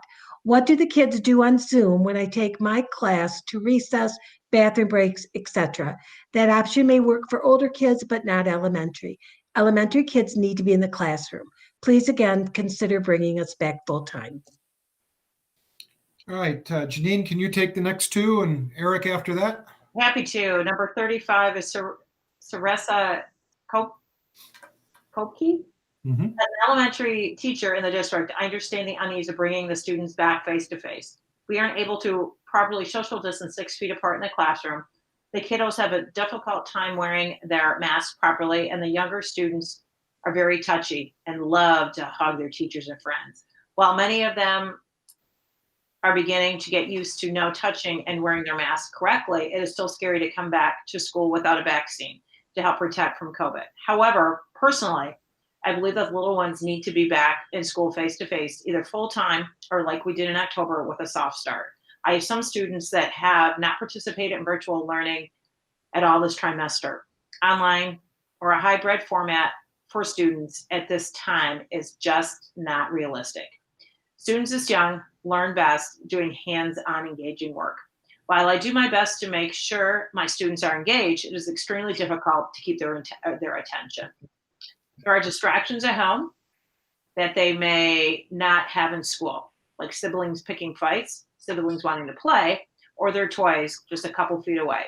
Another reason I believe it's extremely important students in elementary return is because while we are assessing from home, whether it is for MLPP, Ames Web, or just a core subject, we do have some parents / guardians giving students the answers, preventing us from knowing exactly what our students know and what they need to go over. It is next to impossible to coach our students on writing and handwriting because we are not able to be there to make sure they are the ones doing the writing, not the parents or guardians, and making sure that they understand the expectation of the writing assignment. These children need the face-to-face instruction so we can make sure they are not continuously falling behind due to this pandemic. Teachers feel helpless because they are doing everything that they can and still don't truly know if it's making a difference in the student's education. The sooner we get our students back in the classroom, the better we can address the needs and see the progress in their education. I think you can skip 36, and 37 is anonymous. Okay. And that would take us to 38. 38 is Autumn Marshall. Please consider going back face-to-face for the middle and the high school. These kids need to be in school and with their peers. I have a senior who has to miss out on the fun of senior activities at school. Online school just isn't the same for these kids. Thank you. All right, Eric, next two starting with 39, and Tony, you're on deck. All right, Stacy Cole, 6821 Dunbarton Circle. Just again, encouraging the board to commit to returning to school face-to-face 5 days per week, as we now have permission from governing agencies to do so. Safety measures have been put in place, numbers are declining, vaccines are becoming available, and experts recommend returning to school. More importantly, I would like my son to describe school in a positive way versus how he describes it now. Isolated, difficulty focusing, makes it difficult to care are some descriptions I hear now. Our students need this, and other schools have shown it can be done. Let's commit to this. Thank you for your time. 40 is anonymous. 41 is anonymous. Takes us to 42. Which brings us to Jenny Bolter, 4345 Ann Street, Saginaw. Before the school year started, we were sent a survey in which we were to choose between face-to-face instruction and virtual instruction for our kids. My husband and I decided the best option for our family was face-to-face instruction. We have 4 kids in the district, a 10th grader, 8th grader, 5th grader, and 2nd grader. Our kids learn best in the classroom, and so far this year, the oldest 2 have been in the classroom 11 days, and the 2 in elementary school have been in classroom 20 days. It is very frustrating to be given an option and then not have that opportunity available. My kids are struggling. They sit at a computer all day. My high schooler and middle schooler don't even see half the class because most kids have their cameras off. How do the teachers even teach like that? I really hope that you considering sending everyone back full-time face-to-face. At this point, any family who was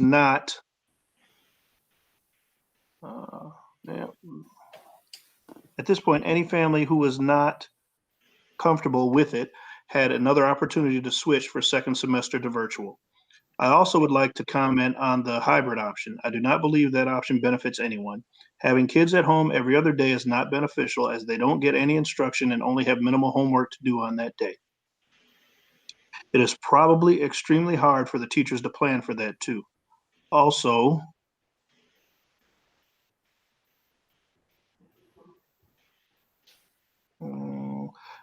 since White Pine is doing a block schedule, it means they only get in-person instruction from their core class teachers once a week and their elective teachers once every 2 weeks.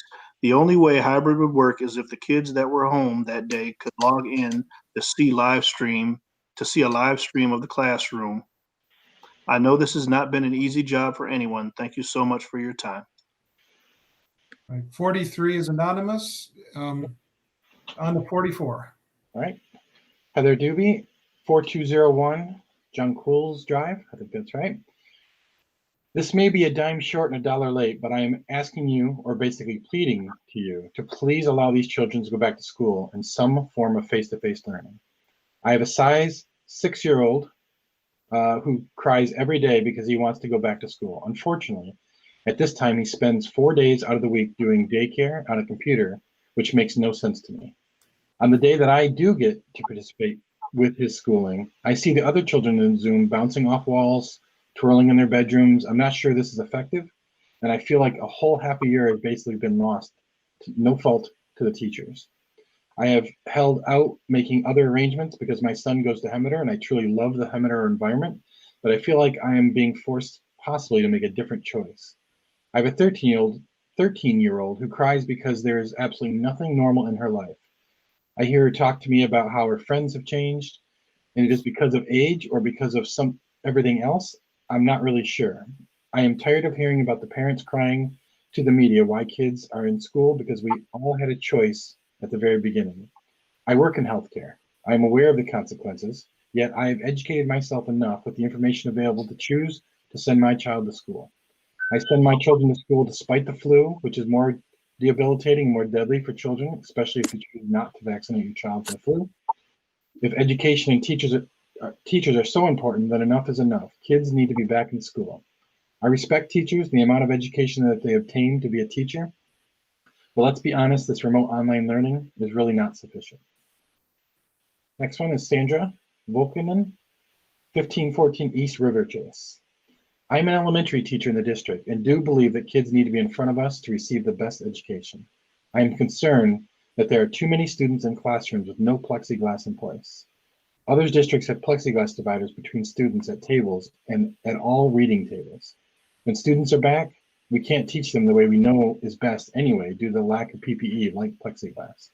There should never be 27 students in an elementary classroom, but definitely not during a pandemic. Okay, Mike, next two, please. Are we on 46? We're on 46. And Mary Ann, I'm not intentionally missing you. I know you only printed out certain of them. Anytime you want back in the rotation, just raise your hand. No, that's okay. I'm fine. Thank you. Okay, go ahead, Mike. All right, Julie Scott, 3838 Wild Pine Drive. I have 3 children that attend Hemeter Elementary and one who cries almost daily about how much she hates the online learning process.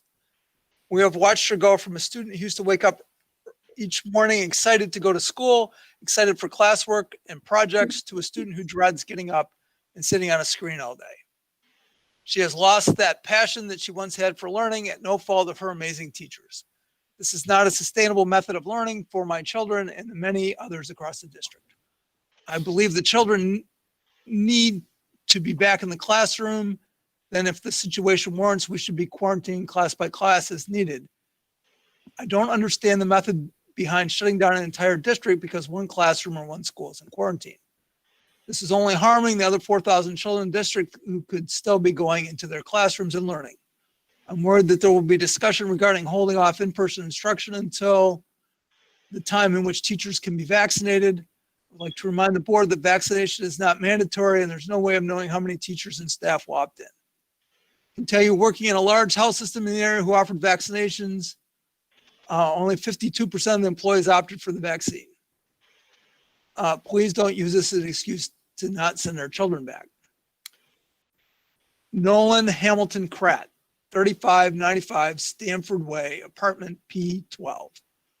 I'm a junior at Heritage High School. Many of my peers and teachers have expressed that the largest problem we face right now with our students' education is the lack of consistency in the schedule for the first semester. Given the pandemic, I understand how the district has struggled to make decisions they have made. I don't want to use this time to criticize. Instead, I offer the students' perspective on how we can best do education at this time. Our schedules for green days and blue days has been regarded as a failure, but I don't believe this has to be the case. Teachers were taught how to utilize the every other day schedule. Learning could be improved more than even being there every day. By teaching teachers how to utilize the off days to their full extent, in-person schooling can be used just for lectures and social activities. This gives the students more time to focus on individual work for the off days that would otherwise not be ideal because of the mandated schedule. All right. I have to find my place on the off days, and overall is the best compromise. I agree that students are not getting the same education as before, but I don't think comparing it to before is a good idea. We do the same amount of work as before. Parents are just privy to it. I want to say this is a high school plan, and the other schools should use other grade-specific solutions.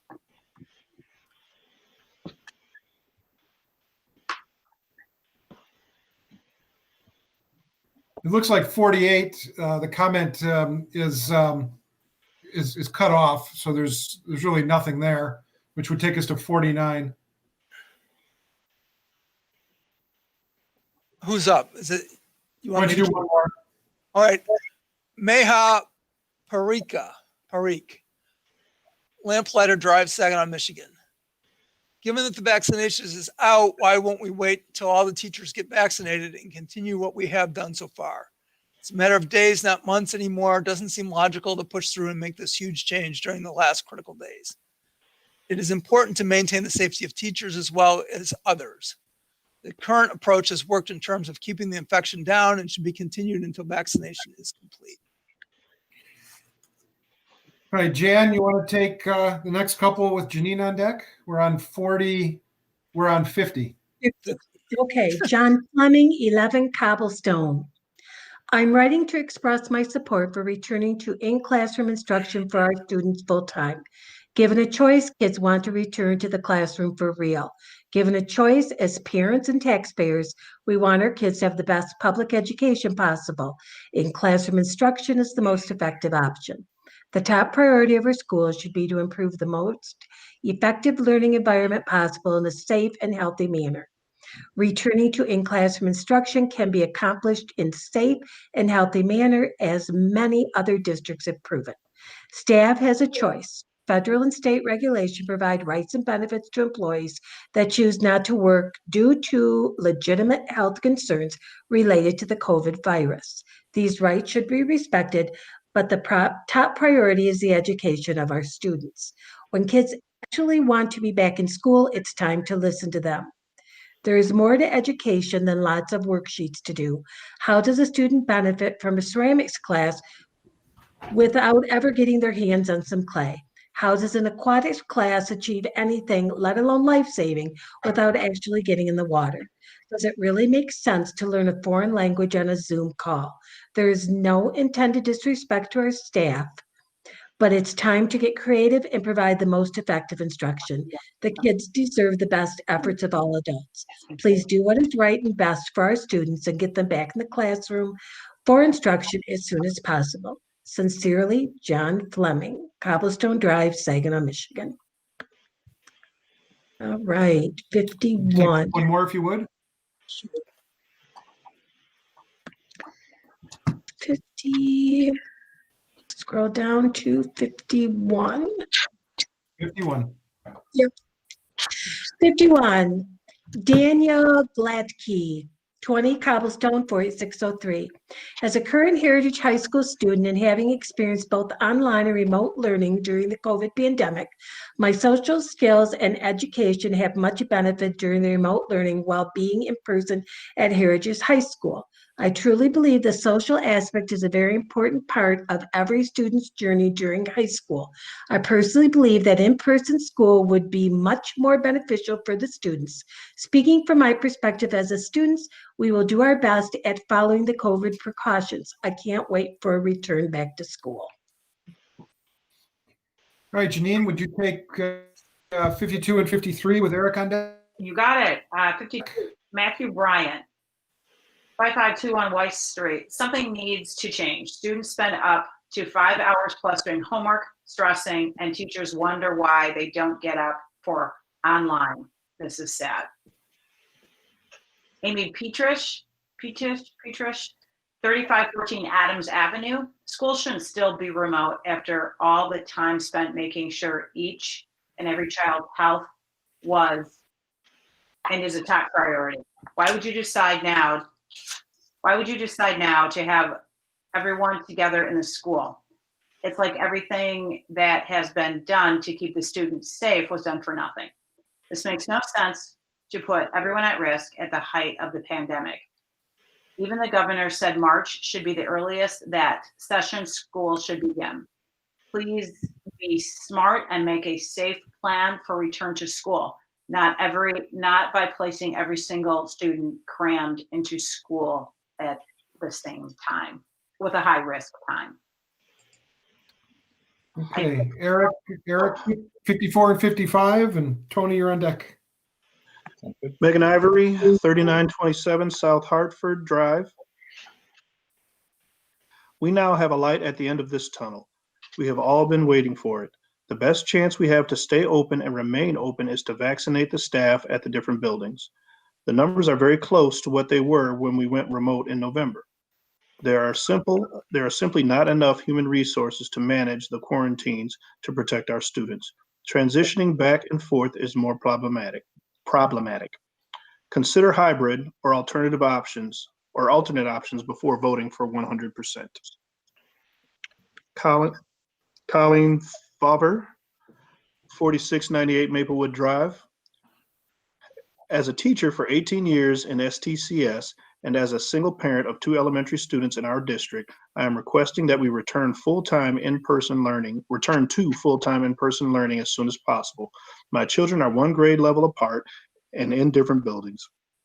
The difference in the instructional delivery they are receiving is disheartening and taking a great toll on the social/emotional health in our household. One child is live for most of the day, as it should be. The other is being instructed by teachers who post videos and offer very little or some days 0 core instruction live. He finishes the work by 9:30 a.m. and cries because he is so bored and lonely. He asks why he has to learn from videos and PowerPoints. He wants to talk to his classmates, to engage with his teacher, to feel like he belongs. He sees his sister receiving instruction until well into the afternoon and doesn't understand why he isn't getting that chance too. It makes me wonder how many other children are experiencing the same thing. We need to be back in school to level the playing field again for all our students and continue to hold our teachers to the high expectations we have for them when we are in the classroom. Our students in every building deserve the same high quality STCS education that we are capable of offering. The sooner we get back, the sooner they can resume. Is there more to that one? Nope. That's good. Okay. Tony, you got the next couple with Mike on deck.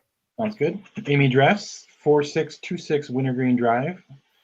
I'm the parent of a 7th grade student at White Pine Middle School. I'm writing this letter to ask that you and the STCS board members please vote on Tuesday to get our kids back in school for face-to-face learning. The amount of school these kids have missed in the last year is heartbreaking. I have talked to many other parents who are eager to get their kids back in school, and I have encouraged them to submit comments for the school board meeting as well. I believe we can safely return for in-person learning, as the district had done a great job of keeping our kids safe this fall when they were in school for those 6 short weeks. Everyone wearing masks, social distancing, the block scheduling, and cleaning and sanitizing between classes have been great at reducing the risks of spreading COVID-19 in the schools. We did not see very many positive COVID-19 cases in our schools while they were attending in person. Our other schools in our area have been in person since the beginning of the school year and have not had any major outbreaks in their schools and have remained open. Kids are not the super spreaders that they have feared they would be. Therefore, I feel we need to give the return to face-to-face learning chances in the STCS district. These kids need to be with their fellow peers. The social and emotional toll this is taking on their kids is devastating. Our daughter is an only child, so she is missing being around her peers terribly. Some kids are home alone all day, having to do school on their own. This can be very challenging for the working parents. Middle schoolers are not self-learners. They need to be in a school setting, learning in person from their teachers. Zoom classes, meetings to their teachers are not the same or as effective as being in person. There's also the issue of the technology challenges some families have with remote learning. We have some issues on occasion and it can be very frustrating for my daughter. I'm sure there are other students experiencing issues with devices or having to share with other siblings or internet issues. All these things can be very disruptive to the remote learning. I know that the pandemic created turmoil for our teachers and administrators this past year. I know you and the Board of Education are doing your best to make these tough decisions and are keeping the safety of our children a top priority. But I believe it is imperative that we get back to in-person learning as soon as possible. If the situation gets to the point where we have to close again, then we close. But we have to give it a chance. Anyone who is not comfortable sending their kids to school should have signed up for virtual by now. I signed up my child for in-person learning because I believe it is what is best for them. Finally, I would like to thank you and the board for the time and effort you have put into this unprecedented school year. There's no question that the safety of the students and teachers have been at the forefront of all of your decisions. And we as parents appreciate that. Okay, let me jump to the next one. 57, am I right? Yep. Let me make sure I didn't jump down too far. NREG? No, we did that one, didn't we? Nope, that's it. Okay. The name looked familiar. Parikh 3681 Lamplighter Drive. It is not safe for students to return to school, and we are almost there and should wait until at least teachers are vaccinated. Okay, Mike, you want to take the next couple? Jan, you're on deck. Okay. So I'm on 58. Correct. So Heather Doobie says, why is it some people just get to turn off their video? Why is it some people seem to look like this is an extreme interruption of their existence of their day? You choose to be a member of the school board, act like an adult. It's embarrassing. Even more reason for me to use a different avenue for my children. I'm sorry, Heather. I had to go to the bathroom. I think you can skip 59. That's not a number 60. Kelly Donovan, 3660 Lysandro Street. I think our kids should stay on remote till March, even in the governor's own words. Herself, she said not till March 1. I think it would be best and safest for our kids. I think after staying home this whole time, it would be wasted protecting our kids if we go back now. You want me to do 61? Sure, go ahead, take that one. Carolyn Stewart, 5642 South Lake Crest. I am a resident in the community with 2 grandchildren attending school in this district. I'm voicing concern that all kids need to go back to face-to-face learning. In nearly a year, these kids have had no in-classroom learning. My grandkids' virtual learning consists of approximately 5.5 hours, of which nearly 1.5 hours is break time. This is not excellent learning in any form. Children need face-to-face learning with teachers are expertise in doing so. Other districts in our county have been open without issues, and I find it shameful Saginaw Township has chosen to keep kids out of school for this extended period of time. All along, the science has shown that kids are at least likely to spread COVID, yet you have chosen to close schools and put all kids at risk academically, socially, and emotionally. Not to mention the stresses you have placed on parents to figure out daycare, work, and education of their children. It's time to get them back to school full time and stop this unfounded fear. You're doing more harm to all of them than you are good. In addition, I have concerns about continuing to pay school tax dollars for facilities in operation of empty schools, buses, etc., that are not in operation. It's time to move forward to educate our children in schools now. Okay, Jan, you want to take the next 2 and Janine, Sure. Michelle Bringer, 4907 Ironwood Street. As a parent of 3 STCS students as well as an employee, I want as much as anyone to return to in-person learning.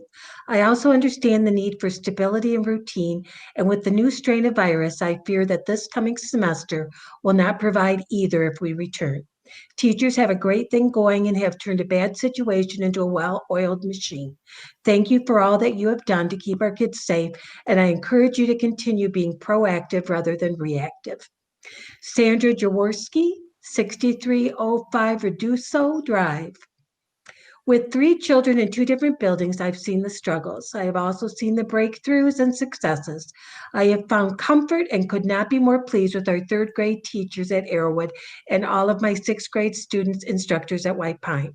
I enjoy having the opportunity to hear and peek into my children's learning when during traditional instruction it would not be possible. I understand families want their children to have interaction and friendship, but learning and health is our first priority. Please look at safety and vaccination before the personal wants. Although I'm not pleased with 4th grade instruction our 3rd child has received, I'm ever thankful that we have the opportunity to not have to be forced to be exposed yet again. I am fortunate to give at-home supplementation with instruction, and that gives me comfort. Our 6th grader was forced into quarantine early this year, and the shock and fright of having to follow up with the health department makes me thankful we did not have to return as a rush response. Please take the time to consider not just the words of parents having their children with friends, but consider maybe a slow transition back into learning with safety being number 1 for staff and students.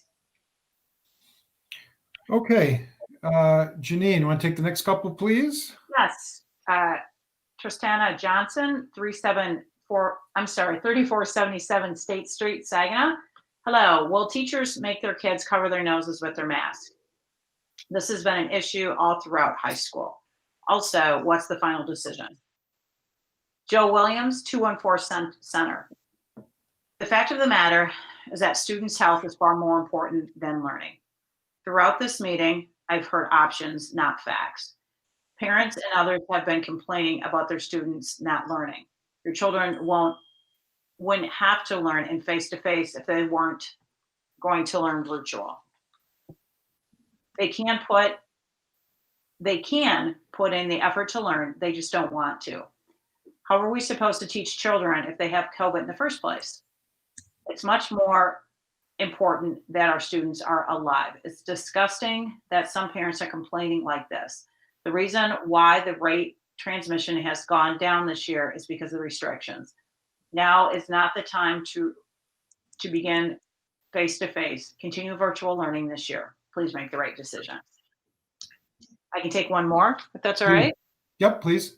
Jill Cole, 3760 Sunridge Place. As a parent of a senior and a sophomore, I wish to express my preference that students return to the classroom on a full-time basis. Midland Public and other local parochial schools have demonstrated that in-person learning can be done safely. For our students or parents who are uncomfortable with in-person, they have the option to choose Ingenuity.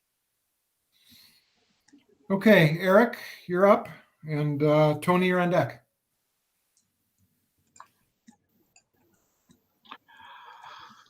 Jim West, 3550 Lawndale Road. STCS has always done a wonderful job. Nothing but great things to say about our district and its teachers and administrators. We have raised 4 kids here in Saginaw Township. Our 2 youngest are a senior and a sophomore at Heritage. They are missing the in-person dynamic greatly. Difficult times require difficult and often courageous decisions. Please adhere to the overwhelming tone of this meeting and put our kids back in the classroom as soon as possible. Next is from Jennifer Pelton, 3102 Gulfstream. Recently, we had an emotional breakdown with our daughter during a math lesson. She was upset because she didn't understand or get the right notes during her Zoom session to finish a problem, and her dad and her were trying to figure it out. She was upset because when she asks a private comment on an assignment, she doesn't get a response from the teacher until after it is turned in and it is labeled as missing. She is upset because she has to wait for her teacher to answer a question and then gets frustrated when a problem is returned for being wrong when she wasn't told the right way to do it. She is upset because she would prefer to be in class getting instruction instead of trying to learn math, of all things, over the computer. We have told her she is doing amazing. We have told her the teachers are doing what they can.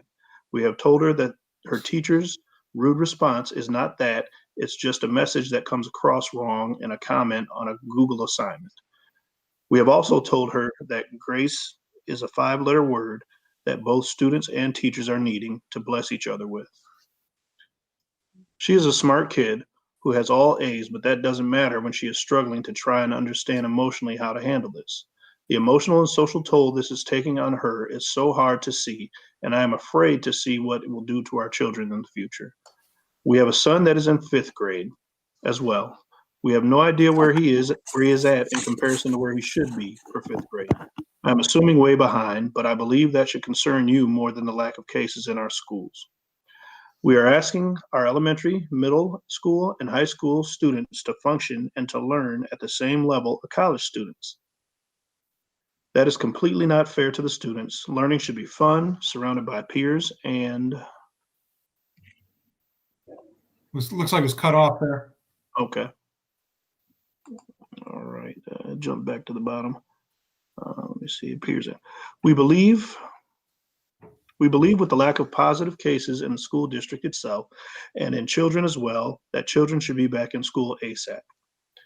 The social and emotional toll it is taking on the children, as well as the educational toll, is heartbreaking to see.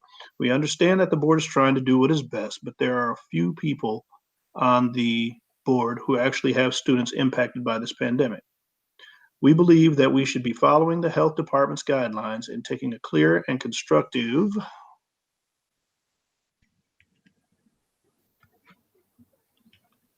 This keeps jumping back to the bottom.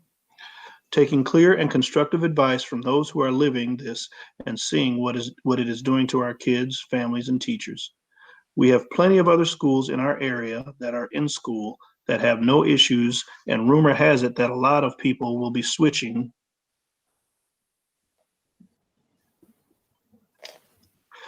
Rumor has it that a lot of people will be switching districts if Saginaw does not start to administer to the needs of our children. Safety is first, of course, but if research shows cases were and are low in the schools in the area, thank you for all the work, research, and time and effort you have put into making these difficult decisions for our children, but also know that the parents are the ones that also make these decisions for their children. If they don't or didn't want to send their kids to school, then they would all be in virtual learning now. For the sake of our children, for their well-being, for their emotional, psychological, and educational needs, we ask that you please open the schools back up. Can you do 69 too? Yes, sir. Stacy Quinn, 5231 Lake Crest Drive. As a student, let's see. Okay, it does start. Okay. As a student who attends Heritage High School, us students are constantly stressed about homework. I still think we should do online because of COVID levels. The one thing us students ask for is to lower the amount of homework we are receiving. We are all depressed because we are stuck in the house doing homework on Friday night due at 7 p.m. Okay, Tony, you get the next couple, please, and then Michael, you're on deck. Looks like we've got about 7 or 8 more to go. Sounds good. All right, Elizabeth Rappin, 3333 Churchill Lane North, number 2. As a parent in the STCS district, I want to encourage you to do the right thing and vote for at least hybrid learning. I have 3 children in the district and they are struggling to learn. They seem to test well, but also forget the material as soon as they take their test. I have the luxury of working from home, but my kids are kids, and they like to challenge each other and start arguments and distractions with each other. They are not gaining the quality of education that they normally would have if they were in school. I really enjoy the district. I just want them in school. Next one's McKenna Stigray, 5676 Blackberry Drive. I'm a freshman at Heritage High School, and I believe that we need to go back in person. Students I know who used to be A and B students are now at failing level. I've seen people break down at missing assignments and overall just not believe in themselves at all during this time. Know that learning the best I can, I need to be back in school. I cannot sit on a computer all day for 7 to 10 hours, sometimes more depending on the homework that day. Also, I have younger siblings in the district as well, and I know that they cannot learn online at all. In fact, they're not learning at all, crying over sitting at home all day, not seeing friends and not seeing their teacher is honestly heartbreaking to watch. At this point, I would rather get the virus from going to school than staying at home all day and having awful mental health and sitting on my computer for numerous hours every day. I can't even remember the last time I had a normal social interaction with my peers and or teachers due to the online format. So I'm up with number 72. That is Yes, correct. please. Yep. Ellery Jacob, 1838 East Packard. Please allow kids to return. Elementary students are suffering despite the best efforts of teachers to keep kids engaged. Hybrid should not be an option. I felt safe enough to send my child back full-time face-to-face, and others that don't feel it is safe enough had a different option of remaining virtual. And Norman, 18 East Hannum. I do believe that children need to be back in school. My concern is that they cannot be socially distanced as is recommended at all levels of prevention. Also, there has been no effort to create barriers like in many of the other schools in the area. Plexiglass is utilized to prevent the spread. My child is not excelling currently, and I would like him to be educated in person and socialized is only in 3rd grade. But I also have to take into consideration a newborn at home and my parents who are in their 70s. Could something be done to aid in this effort? You want me to do one more? Yep, do one more if you would. At this point, we're looking for volunteers, so please, Okay. as long as you want to go. Coming. Bridget Urich, 151 Hine Avenue. I think it is clear that a majority of the elementary school parents want their children back in person instruction. Let's make it happen 5 days a week, no hybrid. Hybrid is a nightmare for working parents. The students have been in classroom and know the procedures. It may take them to get back into the swing of things, not weeks. And to clarify, the governor did not say to wait to go back to school until March 1st. She stated March 1st is her final deadline for all schools to be in person. Okay, if we can get Jan to take 75. In Sure. fact, take the last four. They're all short. Okay. 75, Florence Timo, 4978 Gratiot. First of all, I would like to thank all the teachers for their hard work and effort through these unprecedented times. After my child has seen multiple friends at White Pine having to quarantine, it just doesn't feel safe to open up. Ashley Phillips, 20 Court C. Our children need to be back in school. I obviously want safe to be number one priority, and I do believe that the staff and everyone involved in this important decision feel the same and have been doing their best to make that happen. With that being said, every parent has a choice to let their child return to in-person learning or virtual learning this year. That is still up to the parent to decide. For those of us who feel our children can be back in school, I believe we need to make that happen. It is very hard on them as kids and us as parents to continue to go on like this is very upsetting and extremely stressful. We have to do better. Carrie Base, 411 North Madison, Bay City. I'm an employee at Saginaw Township Community School. My children also attend STCS. I think the students should go back to learning. My children now suffer from migraines that they didn't have before. My youngest child is ADD and APD. She is being left behind to fall between the cracks. My oldest child, a freshman, is overwhelmed with the amount of homework to the point that she is up half the night. Teachers do not respond to questions, nor do the counselors. I've asked numerous times for help and my requests have gone ignored or unanswered. This is heartbreaking for my children to be put under this amount of stress. Please send our kids back to school in person. Jamie Sullivan, Scarlet Oak, Saginaw Township. For the folks wanting remote learning, then choose virtual. For us that want face-to-face, let our children go back. So that concludes the comments that were submitted online. I want to take a moment and thank everybody who took the time to submit comments. Whatever side of the issue you're on, we as a board appreciate hearing from you and learning your perspective. And so I want to thank the numerous people who not only submitted those comments, but we also had dozens of people Oh no. This is not good. letters to the board submitting their what have you. So next on the agenda is a discussion of our extended learning plan. It's 9 o'clock. I'm going to recommend we take a 5-minute break for people to use the restroom or get a glass of water. And so we will reconvene at, it's 9:03, we'll reconvene at 9:08.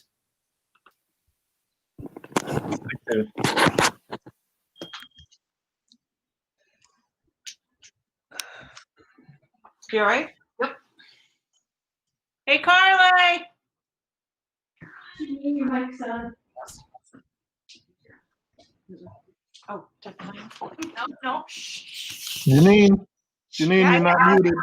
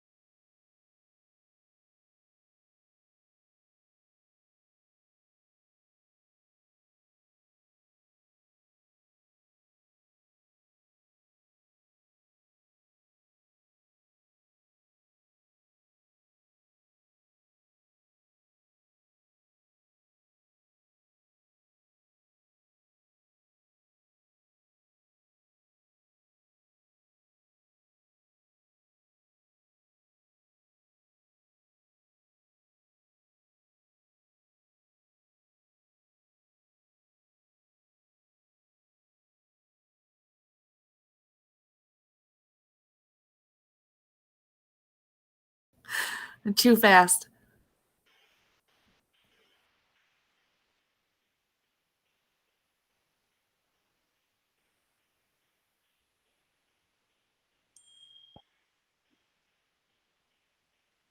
Okay, thank you for the indulgence of the short break. With that, I'll turn this over to Mr. Martin for a discussion of a couple of items related to the learning plan that are required by law that we go through every month. Yes, first up, we have the report of the two-way interaction participation. This is a report of the number of students that we've had meaningful conversations with about their learning as the teachers and counselors and social workers interact with our kids. Dating, we always talk about the month behind us. Starting on December 7th, those weeks leading up to this point are 95.4% of our kids, 95.2%, and 95.8% of our kids. So again, we're running there in the middle 90s of meaningful interactions with our students about their learning. So I'm pleased to report that. Next up, we have our learning goal reporting. Actually, this is a report on the training and professional development that we've done. I'm going to turn that over to Mrs. Kratz for a moment. She is our professional development coordinator in the district. So this is a report that is due to COVID that we have to have linked to our transparency site on our website. It needed to be linked by January 15th. So I think do you all have a copy of the actual report that we're linking? Okay, so this had to be linked by January 15th, and it was the amount and type of training provided to this current school year as of the date of the report. So even if we had stuff planned later on, this was supposed to be up to the date of the report, which is January 15th. So as you can see, we started trying to be proactive, not even knowing what the school year was going to look like in July. So we had some online opportunities for teachers to take part with John Sowash, who has been our technology consultant. He's a certified Google consultant and well known around the state. He's a keynote speaker at some major events. So it was really nice to have him start us off and guide us through that. All of the key people in the planning, the curriculum planning committee, and the administrators all had the distance learning playbook, which was a book that was created by some of the experts in the field of education. And so all of the administrators broke it down into mini sessions where teachers needed to log in and watch some what does remote learning look like type of videos and updates on how to present, how to make relationships with kids if you're teaching in a remote setting, things like that.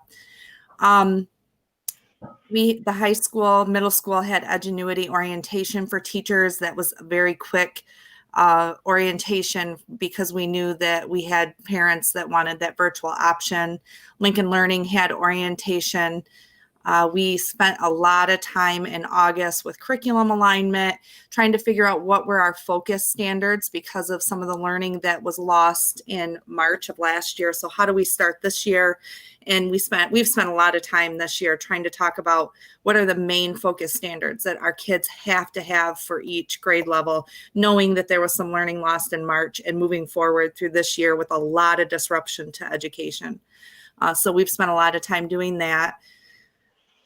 In August, we brought in all of our social workers and counselors, and we really focused an entire day on creating how are we going to support all of our students for social emotional learning through the pandemic. And so they did a fantastic job doing some of that stuff and really helping teachers and taking some of that off of their plate. Again, technology and remote learning, we continued that throughout the year, trying to make sure our teachers knew how to transition from remote learning to hybrid learning to face-to-face and be able to do that quickly, especially since it's not something that we practice, that we're experts at. So we tried to do a lot of support with that. And then even recently, our administrators had the opportunity to do distance learning leadership. That same expert in the field is doing some training for leadership. So how do you lead during a pandemic type thing? That's happening right now. For parents, we've had a lot of resources go out through email and through things like that, starting back in March, where we had our websites that they could go on and click on and get extra resources. Mackinac High School actually does an Edgenuity orientation. Mr. Kern offers that every 4 to 6 weeks because there's a lot of kids coming into his program. Google Classroom and Seesaw, a lot of videos and things like that have been sent out. We've had Lincoln Learning and Edgenuity parent nights, and we're planning on having those again in January as we transition into the second semester. And then of course, kids has been more about that contact with their teachers. So this just kind of lays out for students, for parents, and for teachers, what have we done to try to prepare the best we can for COVID. And pandemic teaching is now a term that is being used. So for pandemic teaching, how did we address that? So, and that is now linked to our transparency link on our website. Perfect time for that report. I know Mrs. Bird asked at our last meeting what types of things we had done to prepare our teachers to be successful in the electronic virtual format. So perfect timing. That lists some of the things that we've gone through.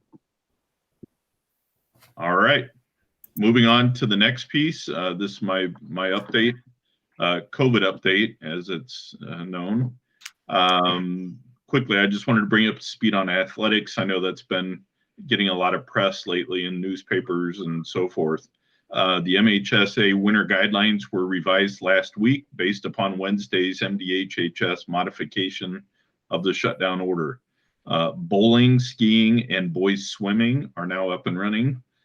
Basketball, ice hockey, and wrestling may now practice indoors, but they may not have any physical contact. So you're doing things like drills, weightlifting, conditioning, and team activities are now allowed. But in my webinar with MDHHS, they kept coming back to the term no touching. So if you picture basketball practice or hockey or things like that, wrestling, obviously that's a complete game changer. It almost became a point of amusement after a while, but as people were asking, what about this circumstance? And what about that variation? What about this circumstance? They continued to stress no touching.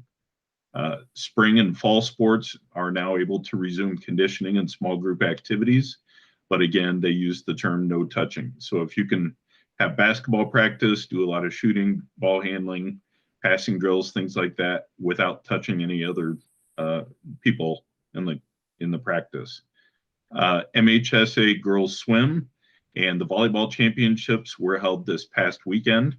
Congratulations to our girls swim representatives who did such a great job representing us at that championship. We're very proud of our Hawks.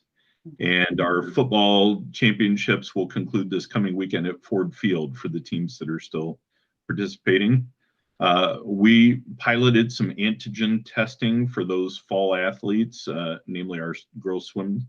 It ran very smoothly thanks to the hard work of Athletic Director Justin Thorrington and his support staff. So we appreciate that. The MHSA Executive Council continues to meet weekly and is lobbying the governor's office to accelerate the start of our remaining 3 contact sports, that being basketball, ice hockey, and wrestling. All right, in regards to our learning plan and what direction I think we should go in the coming weeks. Several bullet points that I'll push through here. Saginaw region COVID case numbers, our testing positivity rates, which as of tonight are 8.7% positivity rate. So I'm very pleased with that. As recent as a month ago, we were seeing them pushing 20%, and as of tonight, we're down to 8.7. Saginaw region COVID-related deaths and hospital capacity related to COVID cases, which as of Friday night was down to 25% of hospital capacity was related to COVID. All of those different metrics have been steadily improving lately. New cases of COVID have dropped off significantly in Michigan in the last 2 months. As of tonight, our daily new cases per million were on a 65-day decline in Saginaw County alone. If you take us back to November and December, I was very concerned about a spike in January after 2 of the most social holidays of the year, that being Christmas and New Year's Eve, where typically there's a lot of family gatherings and a lot of social gatherings. I was very concerned about a COVID spike, and at this point, we have not seen that. I was on the phone today I was on a Zoom meeting this morning with Chris Harrington, Executive Director of the Saginaw County Health Department, and late this afternoon on a phone call with Dr. Delisha Pruitt, the medical director at Saginaw County Health Department, and they confirmed that we just haven't seen the spike that I was fearing. So that's wonderful news and very positive response from the public to a lot of the precautions and a lot of the warnings that were sent out. The Saginaw County Health Department announced that they are preparing to vaccinate all interested Saginaw Township Community School employees in the coming weeks as part of Phase 1B. That was again part of conversation today. Janine Coughlin, Dr. Ramasamy, myself, conversations with Chris Harrington and Delisha Pruitt at the health department, trying to put some plans together with some expeditious and efficient models that we can use to get our staff vaccinated as quickly as possible. We're still hearing that we're several weeks out from getting enough doses in Saginaw County to address all of the people that are in that Phase 1B, and that's a concern.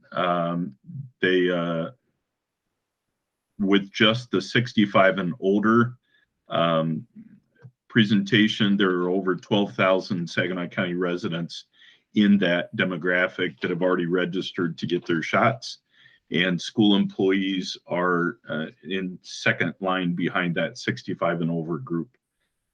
So superintendents were very concerned about that from a selfish standpoint because we want to get our staff vaccinated as quickly as possible. The county and MDHHS in Lansing have repeated that districts who are providing in-person instruction to students will have priority over those who are remote. So that's something that we need to keep in mind, that at this point, being in remote with our students, we're towards the end of that line for districts in Saginaw County. But again, with the support of Dr. Ramasamy and some folks from Midland County School or Midland Public Schools had their vaccination day last week. I spoke to their superintendent about their model, went extremely smoothly and ran like clockwork. So I am bugging him to get a copy of that so that we could set up a very similar model. My hope is that if we can put together a very tight timeline and a very efficient model that would essentially vaccinate our folks in a day through a very efficient process, I'm hoping that the health department will release enough doses to us to allow us to take care of that and perhaps accelerate this so we're not looking several weeks from now, but perhaps, you know, in within the next week would be my goal. MDHHS back on December 21st changed their executive order to allow high schools in Michigan to reopen for in-person learning because conditions were improving. As I've shared all along, and we've talked about the research, we all know that face-to-face instruction in front of a talented teacher is the most efficient and effective form of learning. I've been honest with you folks, and you've been honest with me. I do not believe the hybrid blue day, green day system provides a high quality education for our students at the 6-12 level. We frankly have not been able to solve the issue of a robust off day at a consistent level to which I'm satisfied. We've had an awful lot of time in departments and grade levels and professional development trying to figure out how to make that off day more substantial, and that's something we're struggling with.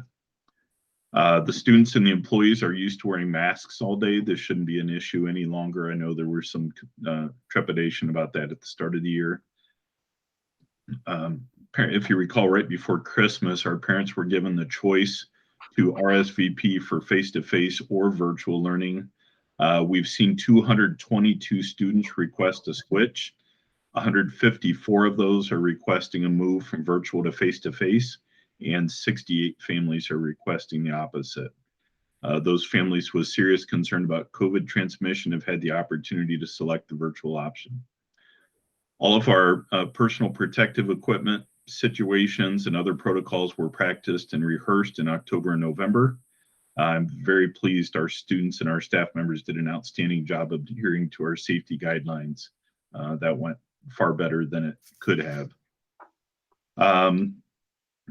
As I've shared before, 10 out of our 12 Saginaw County districts have already returned to face-to-face learning, as have larger districts such as Midland Public and Bay City Public. We are carefully following the state of Michigan guidelines for operating schools safely. That is this document that was put out by the state. This was recently released by MDHHS. This new condensed document that's much easier to read and digest replaces the very lengthy My Safe Schools roadmap that the governor released on June 30th. They've told us that we can discard that big binder, and it's now been condensed down to about 7 or 8 pages of some guidance. We've been very honest with our community since the start of the year that we cannot implement the original recommendation of 6 feet of distance between people at all times. That recommendation in the new guidelines has now dropped to 3 feet between people for districts that don't have the physical space or the scheduling capacity to maintain 6 feet. 3 feet distance will be our goal, but again, there are some places that cannot work based on our logistics. With all students back, this would be very difficult in a few places in our district to even do the 3 feet. Several studies have concluded that schools are not spreaders of the COVID-19 virus if safety protocols are practiced and if there is not already a significant outbreak in that community. And the CDC has supported this conclusion in their reports. If and when the board votes to bring students back, obstacles that will be watched very closely include significant upticks in COVID-19 transmissions in the Saginaw community. That's something we get reports on twice a week from Saginaw County Health Department. We'll also be watching for COVID-related employee shortages, as that is something that caused some problems for us in November. And we'll also be watching increases in disease transmission within the district school buildings, if there are any. MDHHS has concluded that skating rinks, movie theaters, and bowling alleys are safe for the public. So in my opinion, it stands to reason that the very foundation of our society, our public schools, should be open as well. Most importantly, as we've discussed, the emotional, mental, and social health of our students at all levels is now reaching a critical stage. We need to get students back together. We need to provide a semblance of normalcy as soon as is safely possible to offset the increasing dangers of isolation. This is a very real problem. We've been speaking to our social workers and our counselors and hearing from the county experts about this. It's something that I'm very concerned about, and I know our staff is. So after careful study, conversations with our administrative council, with our STEA leaders, with other ISD superintendents as early as this morning, and our Saginaw County Health Department as late this afternoon, after spending the last several days reading a multitude of letters and emails from teachers, students, and parents, and in my professional judgment, it is time to return our students whose families chose the face-to-face option back to our classrooms all day, every day, from developmental kindergarten through 12th grade, beginning on Tuesday, January 26th, the first day of second semester. This is my recommendation. I'm not naive enough to think there won't be bumps in the road and that there won't be potential quarantines of a classroom, a grade level, or even a building at some point. But I believe it's the right thing to do for our kids for a whole lot of reasons. It's time to make this move. So at that point, I turn it back over to our president. That's my recommendation. And that would be the next step would be turning it over to the board. Thanks, Bruce. What I would recommend at this point is that we make a motion, second it, and then we can have discussion. And that discussion can certainly include questions for Bruce as follow-up to any of the points he raised. But that way, all the conversation is focused in one part of the agenda. So with that, do we have a motion? Janine? I'm happy to say that I move that the Board of Education reconfirm the attached extended COVID-19 learning plan. Under this plan, students in grades DK through 12 who selected the face-to-face learning option for second semester will return to in-person learning on January 26, 2021, using the state of Michigan guidelines for operating schools safely for guidance. Students K-12, DK through 12 who selected the virtual learning option for second semester will continue or begin their online learning through Lincoln Learning or Ingenuity on January 26, 2021. Going forward, the board will continue to reevaluate the district's COVID-19 learning plan as necessitated by the pandemic and required by state law. We have a second? Support. Okay. And so at this point, I'll open up the floor to discussion, whether it's questions for Bruce, comments on your thoughts, anything you want to share. It's an open discussion at this point.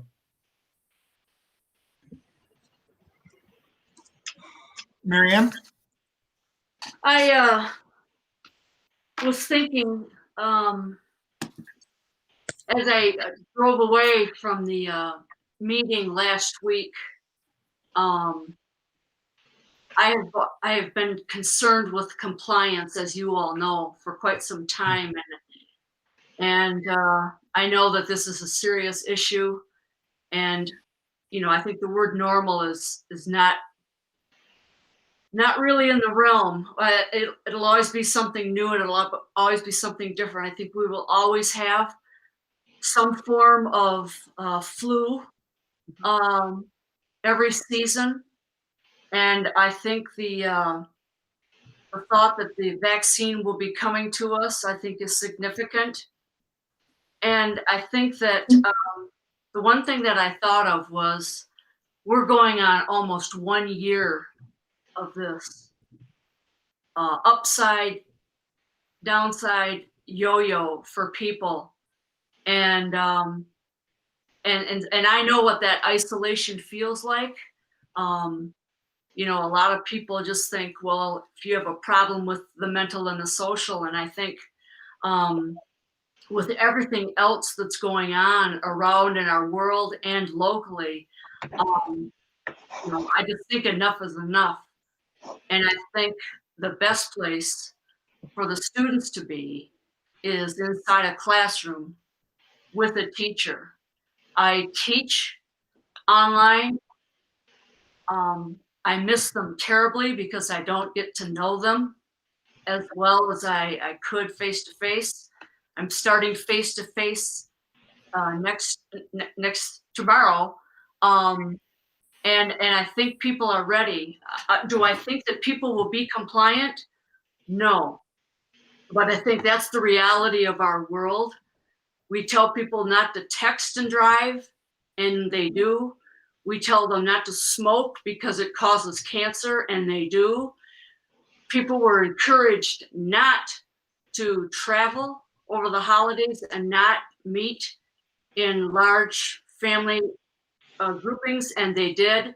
And on the one hand, you cannot blame people for wanting to be with family, because I think the fear was, what if this is the last time that we might see a particular relative or not? So that's a little bit different for me, but the reality is that the non-compliance will always be there. And as many of you know, I work a retail job, and during the week, when I see an 11-year-old shopping without a mask, I find that very discouraging. And I think the children are changing, and I think they become they're just tuning out. And I don't think that we can allow that to continue. As Mr. Martin noted, if the governor says we need to close, or if such things happen, I think that's what you do. These are not normal days for us, as everybody knows.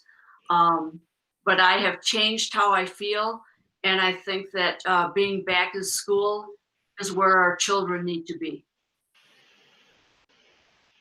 Okay, thank you for those comments. Bruce, I can probably start with some questions. When we talked about, I'm off mute, good. When we talked about in-person and how that is going to prioritize our vaccines for teachers, when we talk about in-person, do we mean fully? Do we mean hybrid? What qualifies for being in person and being able to have that priority? I think that a hybrid model would also prioritize us. They talked about the guidance simply speaks to districts that are in person for instruction. So I believe a hybrid would also help. In the event that we are in person as defined by this, you had kind of mentioned hoping to have it done in a week or, or two. What's your confidence level, really? I mean, is there a possibility this could be more like 4 to 6, or is this really a pretty confident 2 weeks? As it stands now, today, I think we're probably 3 to 5 weeks because they've been very open and honest that they just don't have the doses in Saginaw County. And again, for whatever reason, the school communities have taken second priority behind the 65 and over crowd.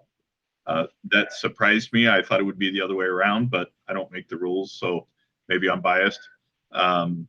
So we started to gain some momentum today when Kayla Ramasamy and Janine and I connected with Dr. Pruitt, and she connected with Chris Harrington. So she said, if you can put together a very tight, efficient schedule and model of what that would look like in the district and get it to us, we will consider moving you folks closer to the front of the line. So that'll be our work the next day or two. All right, so I'll just, from a statement perspective, I will say that I absolutely believe the kids need to be in school. And I think we've all felt that from the beginning, and for all the reasons mentioned in the comments, as well as the emails we've received, that kids need to absolutely be in school. I'm challenged with the idea that, in a lot of the comments, a lot of the emails, not in all of them, there is really no discussion around what are we doing extra? What are we doing to protect our teachers? It's concerning a little bit that at this point we aren't saying, well, hey, if we're going to do this, we're going back 27 to 32 kids in a classroom, then what are we doing above and beyond, or what have we learned since the fall to take these extra steps, especially since we're so close to the vaccine? So that's why I asked that question, because once the vaccine's done, that takes away that concern. But in the meantime, we're putting our teachers in levels of cases that are back when we first started, with double the amount of kids, and yet there's no discussion, or I wouldn't say there's no concern, but that doesn't seem to be the focus.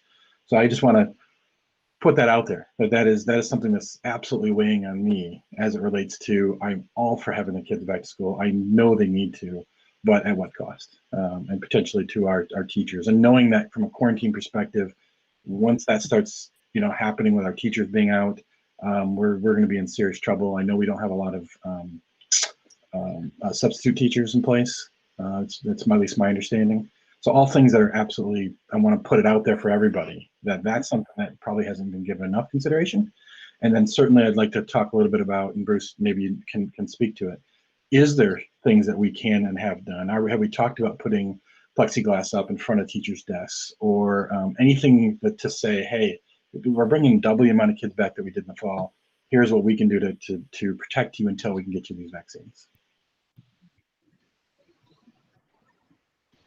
Well, we have not considered plexiglass in front of every teacher's desk. I think for a couple of reasons. First of all, I don't know many teachers that stay behind their desk all day. They're up and around, and they're in and out of the aisles and up and down and caring about kids. Not that they don't care about kids if they're sitting behind a desk. I don't mean it that way, but that's part of what makes our teachers so special, is that they're out and about the classroom. So at that point, that piece of plexiglass in front of their desk doesn't do much of anything. I know there are I've heard of a few districts that have purchased the little three-sided shield thing that goes on front of the desk. In talking with several of those districts, they've said they regret it because of the noise, and they fall off the desks and things like that. They wish they hadn't done them. And frankly, they kind of feel like it's an optical illusion that provides a sense of protection that doesn't really, how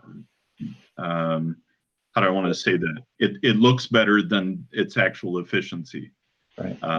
And so to me, purchasing 4,700 of those, if I'm not hearing rave reviews from districts, it just didn't make sense. So we can accelerate a process over the next week and purchase plexiglass and chain and hang them in front of teachers' desks. Again, I think that adds some optical assurance, but I don't really think it does much of anything from a science standpoint. Okay. We're having conversations about our HVAC systems. Where are those at this point in time? Some are better than others. We have brand new boilers in some places and old boilers that need to replace in others.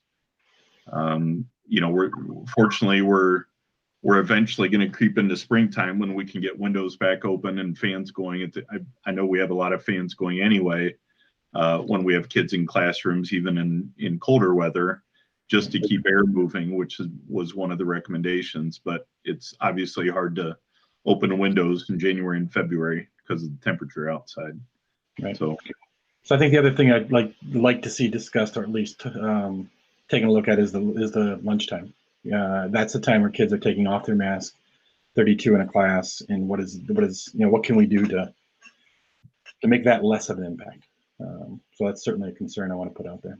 I think the key thing too that you hit upon that we haven't discussed is the class size. Mm-hmm. I think that's extremely important.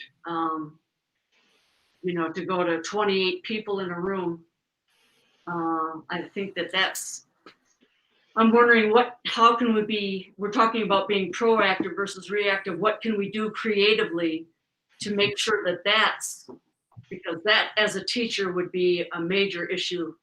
That all of a sudden, we're remote. Now I'm going to 32 kids in a class, 29 kids in a class, 28. And I think that's, I don't speak for all teachers, but I'm thinking that's at least some of the concerns that I've heard is what can we do to ease that situation?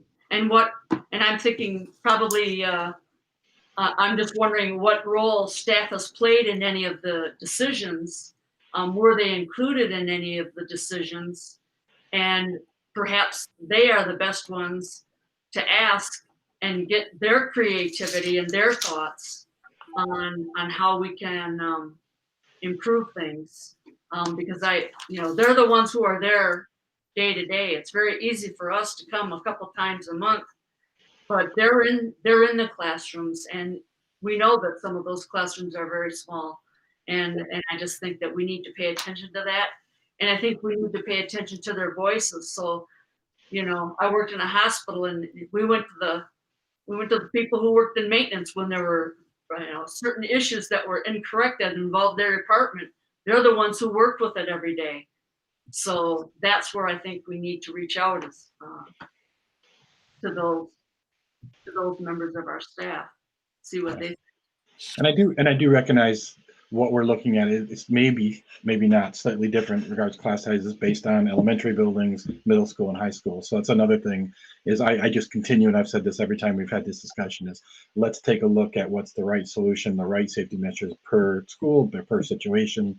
I know there's cohorting, there's in some high schools, there's a lot of mixing, all things that I certainly want to make sure that we continue to take in mind. This doesn't have to be an all-in situation. David, I'm good. Okay, thank you. Marianne? Sorry, there are two things that I forgot because I remember I said I was going to bring them up at every meeting. I still would like us to look at some form of night school for maybe 6 to 8, regardless of whether people, if we do decide to go back face to face or not, if we stay remote. I think having 2 hours a night with staff for questions and things for parents, for families would be extremely helpful. And then I'm also going to push for a coordinated summer academy so that kids are going through the summer, not pockets of title programs or whatever it might be that we discussed last time. But I truly feel that some type of summer academy, because in my heart, I feel these kids have lost more than a year to 2 years since this has been going on since last March. And I think that we need to be mindful of the fact that if it means additional stipends for people who would be willing to come in and assist, I think that a night school for 2 hours a night for Q&A type things, assistance, tutoring, whatever it might be. And then I would love to see a summer academy for our children. Okay, Do you mind if I ask a question? go ahead. The camera's on you. Woo! I might have missed this, but what is the percent of students that are staying home virtual? That's what I was going to ask. Sorry, Jill. We were 70 30 through the fall. 70% chose the face-to-face model, and 30% chose the virtual. That has shifted a bit more because we had more folks choose to go to leave virtual and go face-to-face by over twice the amount. So I would imagine at this point we're up 75-25, if not a hair higher. Okay, thank you. I was going to ask that because I was thinking how that would reflect with our class sizes. Okay. There obviously has been some shuffling. Brian over the holidays completely reworked his master schedule at Heritage. I know Vicky has been shuffling students around because obviously we have more coming back. Jamie spent a lot of time at the very beginning of the year, back in late August, early September, with the principals. We had to pull some teachers out of the classroom and reassign them to virtual to help support our Lincoln Learning, our Edgenuity kids. And so that caused some last minute shuffling. At this point, we haven't heard of much shuffling. We think we can absorb those kids in pretty good shape, other than, like I said, Brian had to rework the master schedule to look at their Edgenuity support in a completely different way.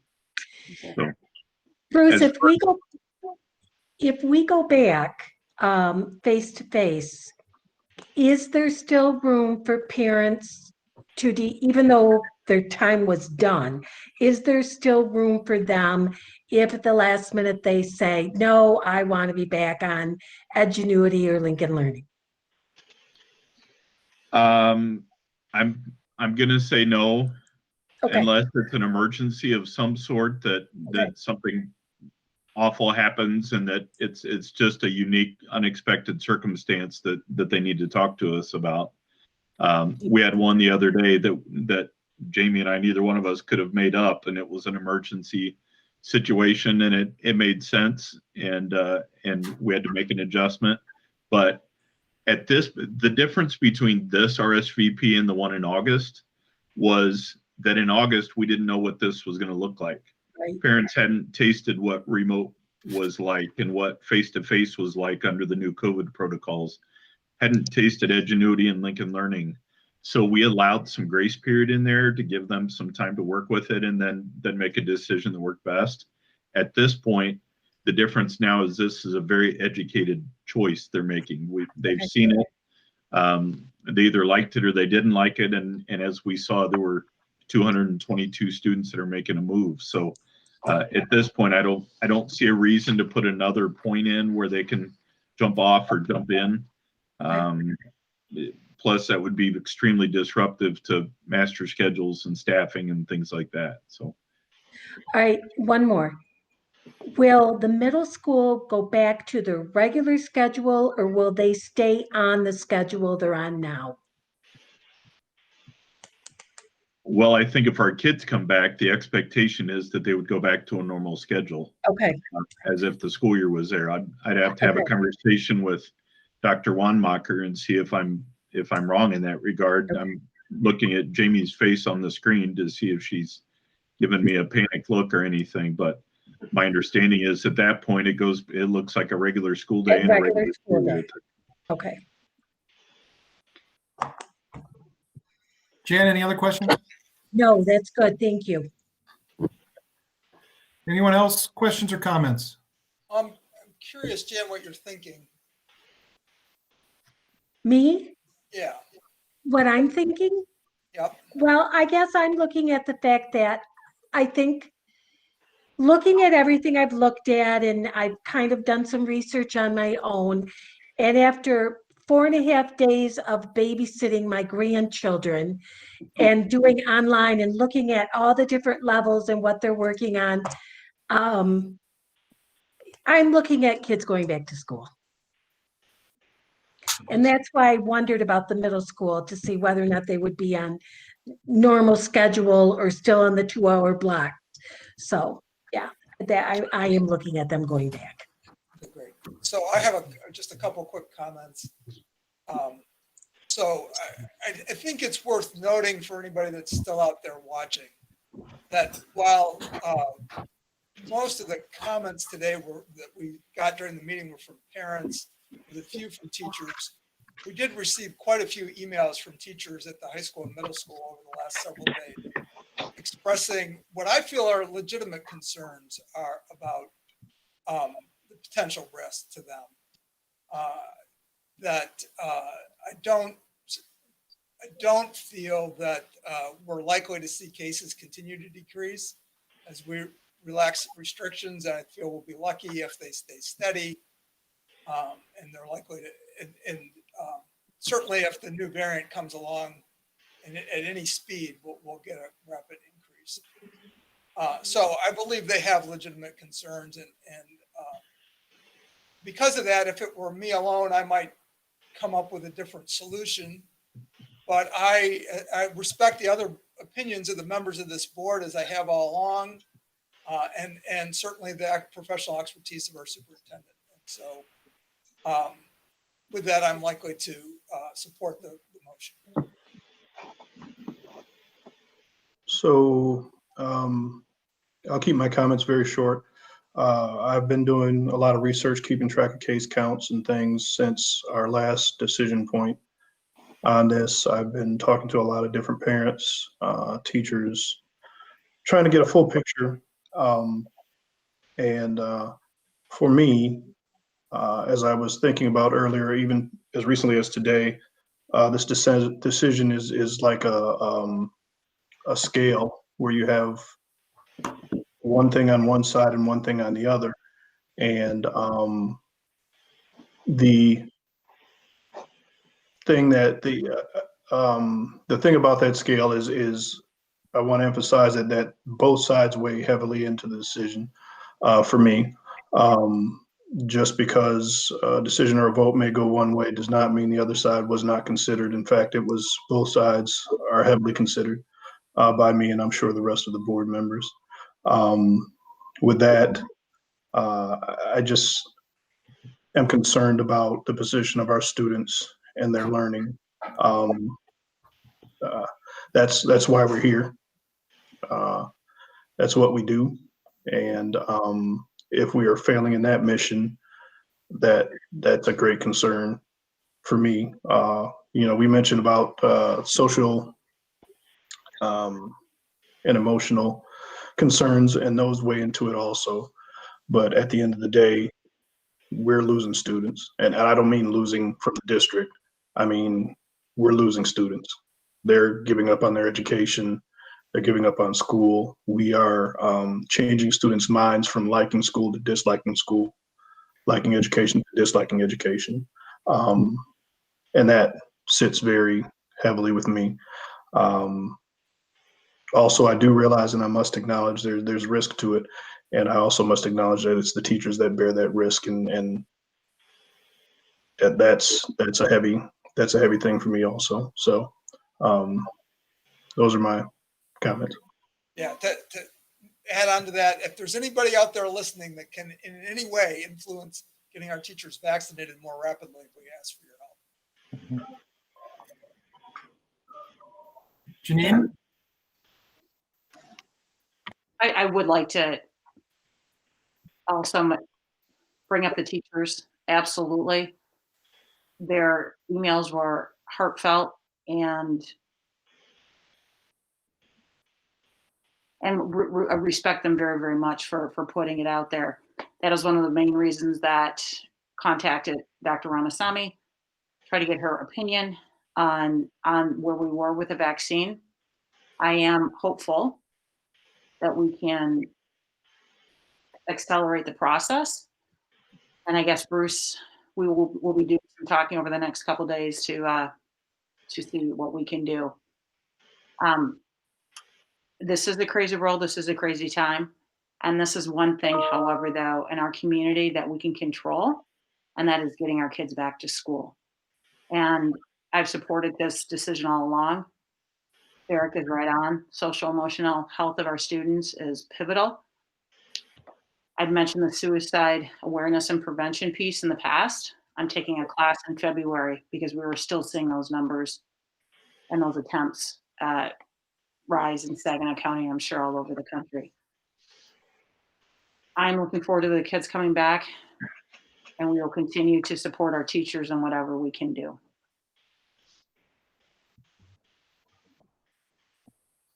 Anyone else? I've certainly appreciated hearing everyone else's perspective. So let me offer a few thoughts of my own, just to give you an idea of where I am. For the past few months, we've been in full-time remote mode, and there's no question that this mode, to its credit, has established a routine for our students and our families. And I think some real learning is taking place. But there's no question there's been a significant toll on all our students, no matter what the achievement level. And this toll is only getting more significant the longer our kids remain in this mode of instruction. So in my mind, the safest option comes at a significant cost. So one way to get students back in the building is to utilize the hybrid option. However, as Mr. Martin mentioned, this really isn't viable because the off days have been proved to be a challenge educationally. And the last thing our kids need right now is halftime school. So that brings us to returning to the classroom full time. And to me, families that chose face-to-face learning, they wanted, for the second semester, they wanted one of two things. They wanted to go back to school face-to-face full time, or they wanted to remain with our STCS teachers and willing to do any of the three options in order to remain with those teachers. And as Mr. Martin mentioned, by a 2-to-1 basis, more families moved from virtual to face-to-face for second semester than the other way around, indicating to me a growing desire for face-to-face learning. Now, just because the majority of our families may want face-to-face learning, that doesn't mean all of our teachers and staff are in favor of the same. I think some of our teachers do want to return to the classroom as soon as possible. But there are a number of teachers also that don't want to yet return until they've been vaccinated. And that's a legitimate concern, a legitimate point of view. And quite frankly, like Eric mentioned and others mentioned, Janine, my heart aches for the teachers who may be in a position where they need to go back before they're vaccinated. The problem is that, as has been mentioned, the health department is going to prioritize immunizations for those districts that are back in face-to-face. So if we wait until our teachers are vaccinated to go back, we're going to be last in line. So the sooner we go back, the sooner our teachers are going to be vaccinated, especially with the efforts of some community volunteers in our administration to hopefully, move the ball forward as expeditiously as possible. And lastly, and I think this is really important, the issue of vaccinations for our teachers has nothing to do with student safety, because students under age 16 aren't even being considered for the vaccine, and the ones who are over 16 aren't going to be vaccinated until the school year is over at the earliest. So no matter when we go back to face-to-face learning for the students, the only thing we can do about student safety is enforce mask wearing and the other safety protocols to the best of our ability. When the state has said it's okay for students to play sports and engage in other activities, and when students are hanging out with each other, quite frankly, outside of school, I think being in class with certain safety protocols is probably one of the safer places that they can be. So in the end, I don't want to make perfect the enemy of the good. I think families that chose face-to-face learning want and need to return to the classroom. I pray that our staff will be vaccinated in short order, and the protocols we have in place to keep everyone as safe as possible are effective. So like Eric said, and I thought it was a great analogy, balancing all the issues and factors, it's my belief that a return to full-time learning is the correct course of action at this time. Anyone else have any thoughts or questions before we call the question? Okay. If not, can we, Eric, can you call the roll?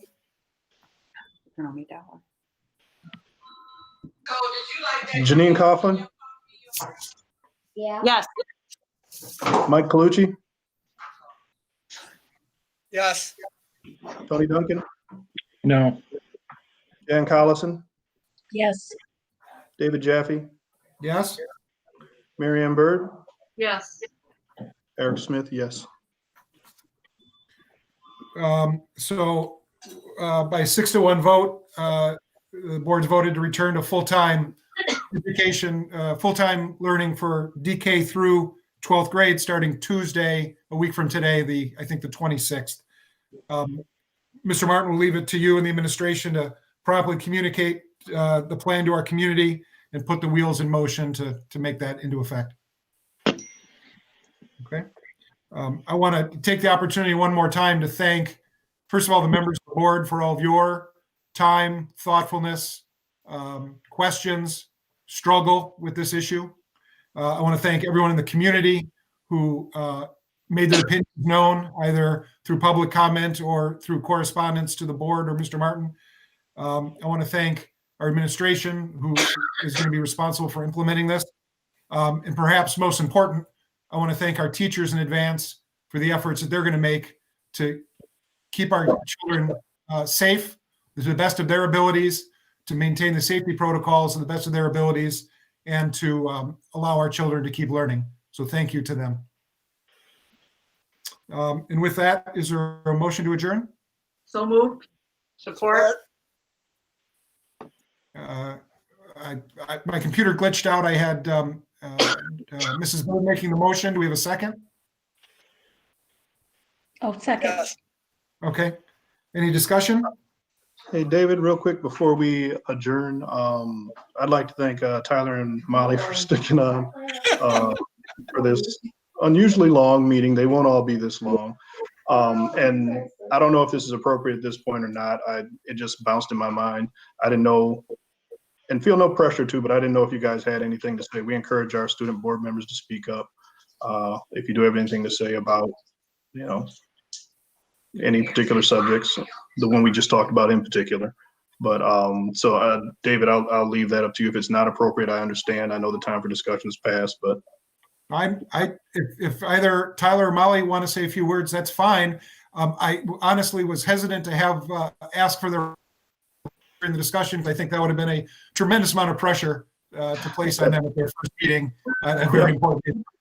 But, yeah, and that's why I wanted to make sure no pressure at all to say anything. But given that you're the students and you have a high stake in this, if you wanted to, if not, that's fine.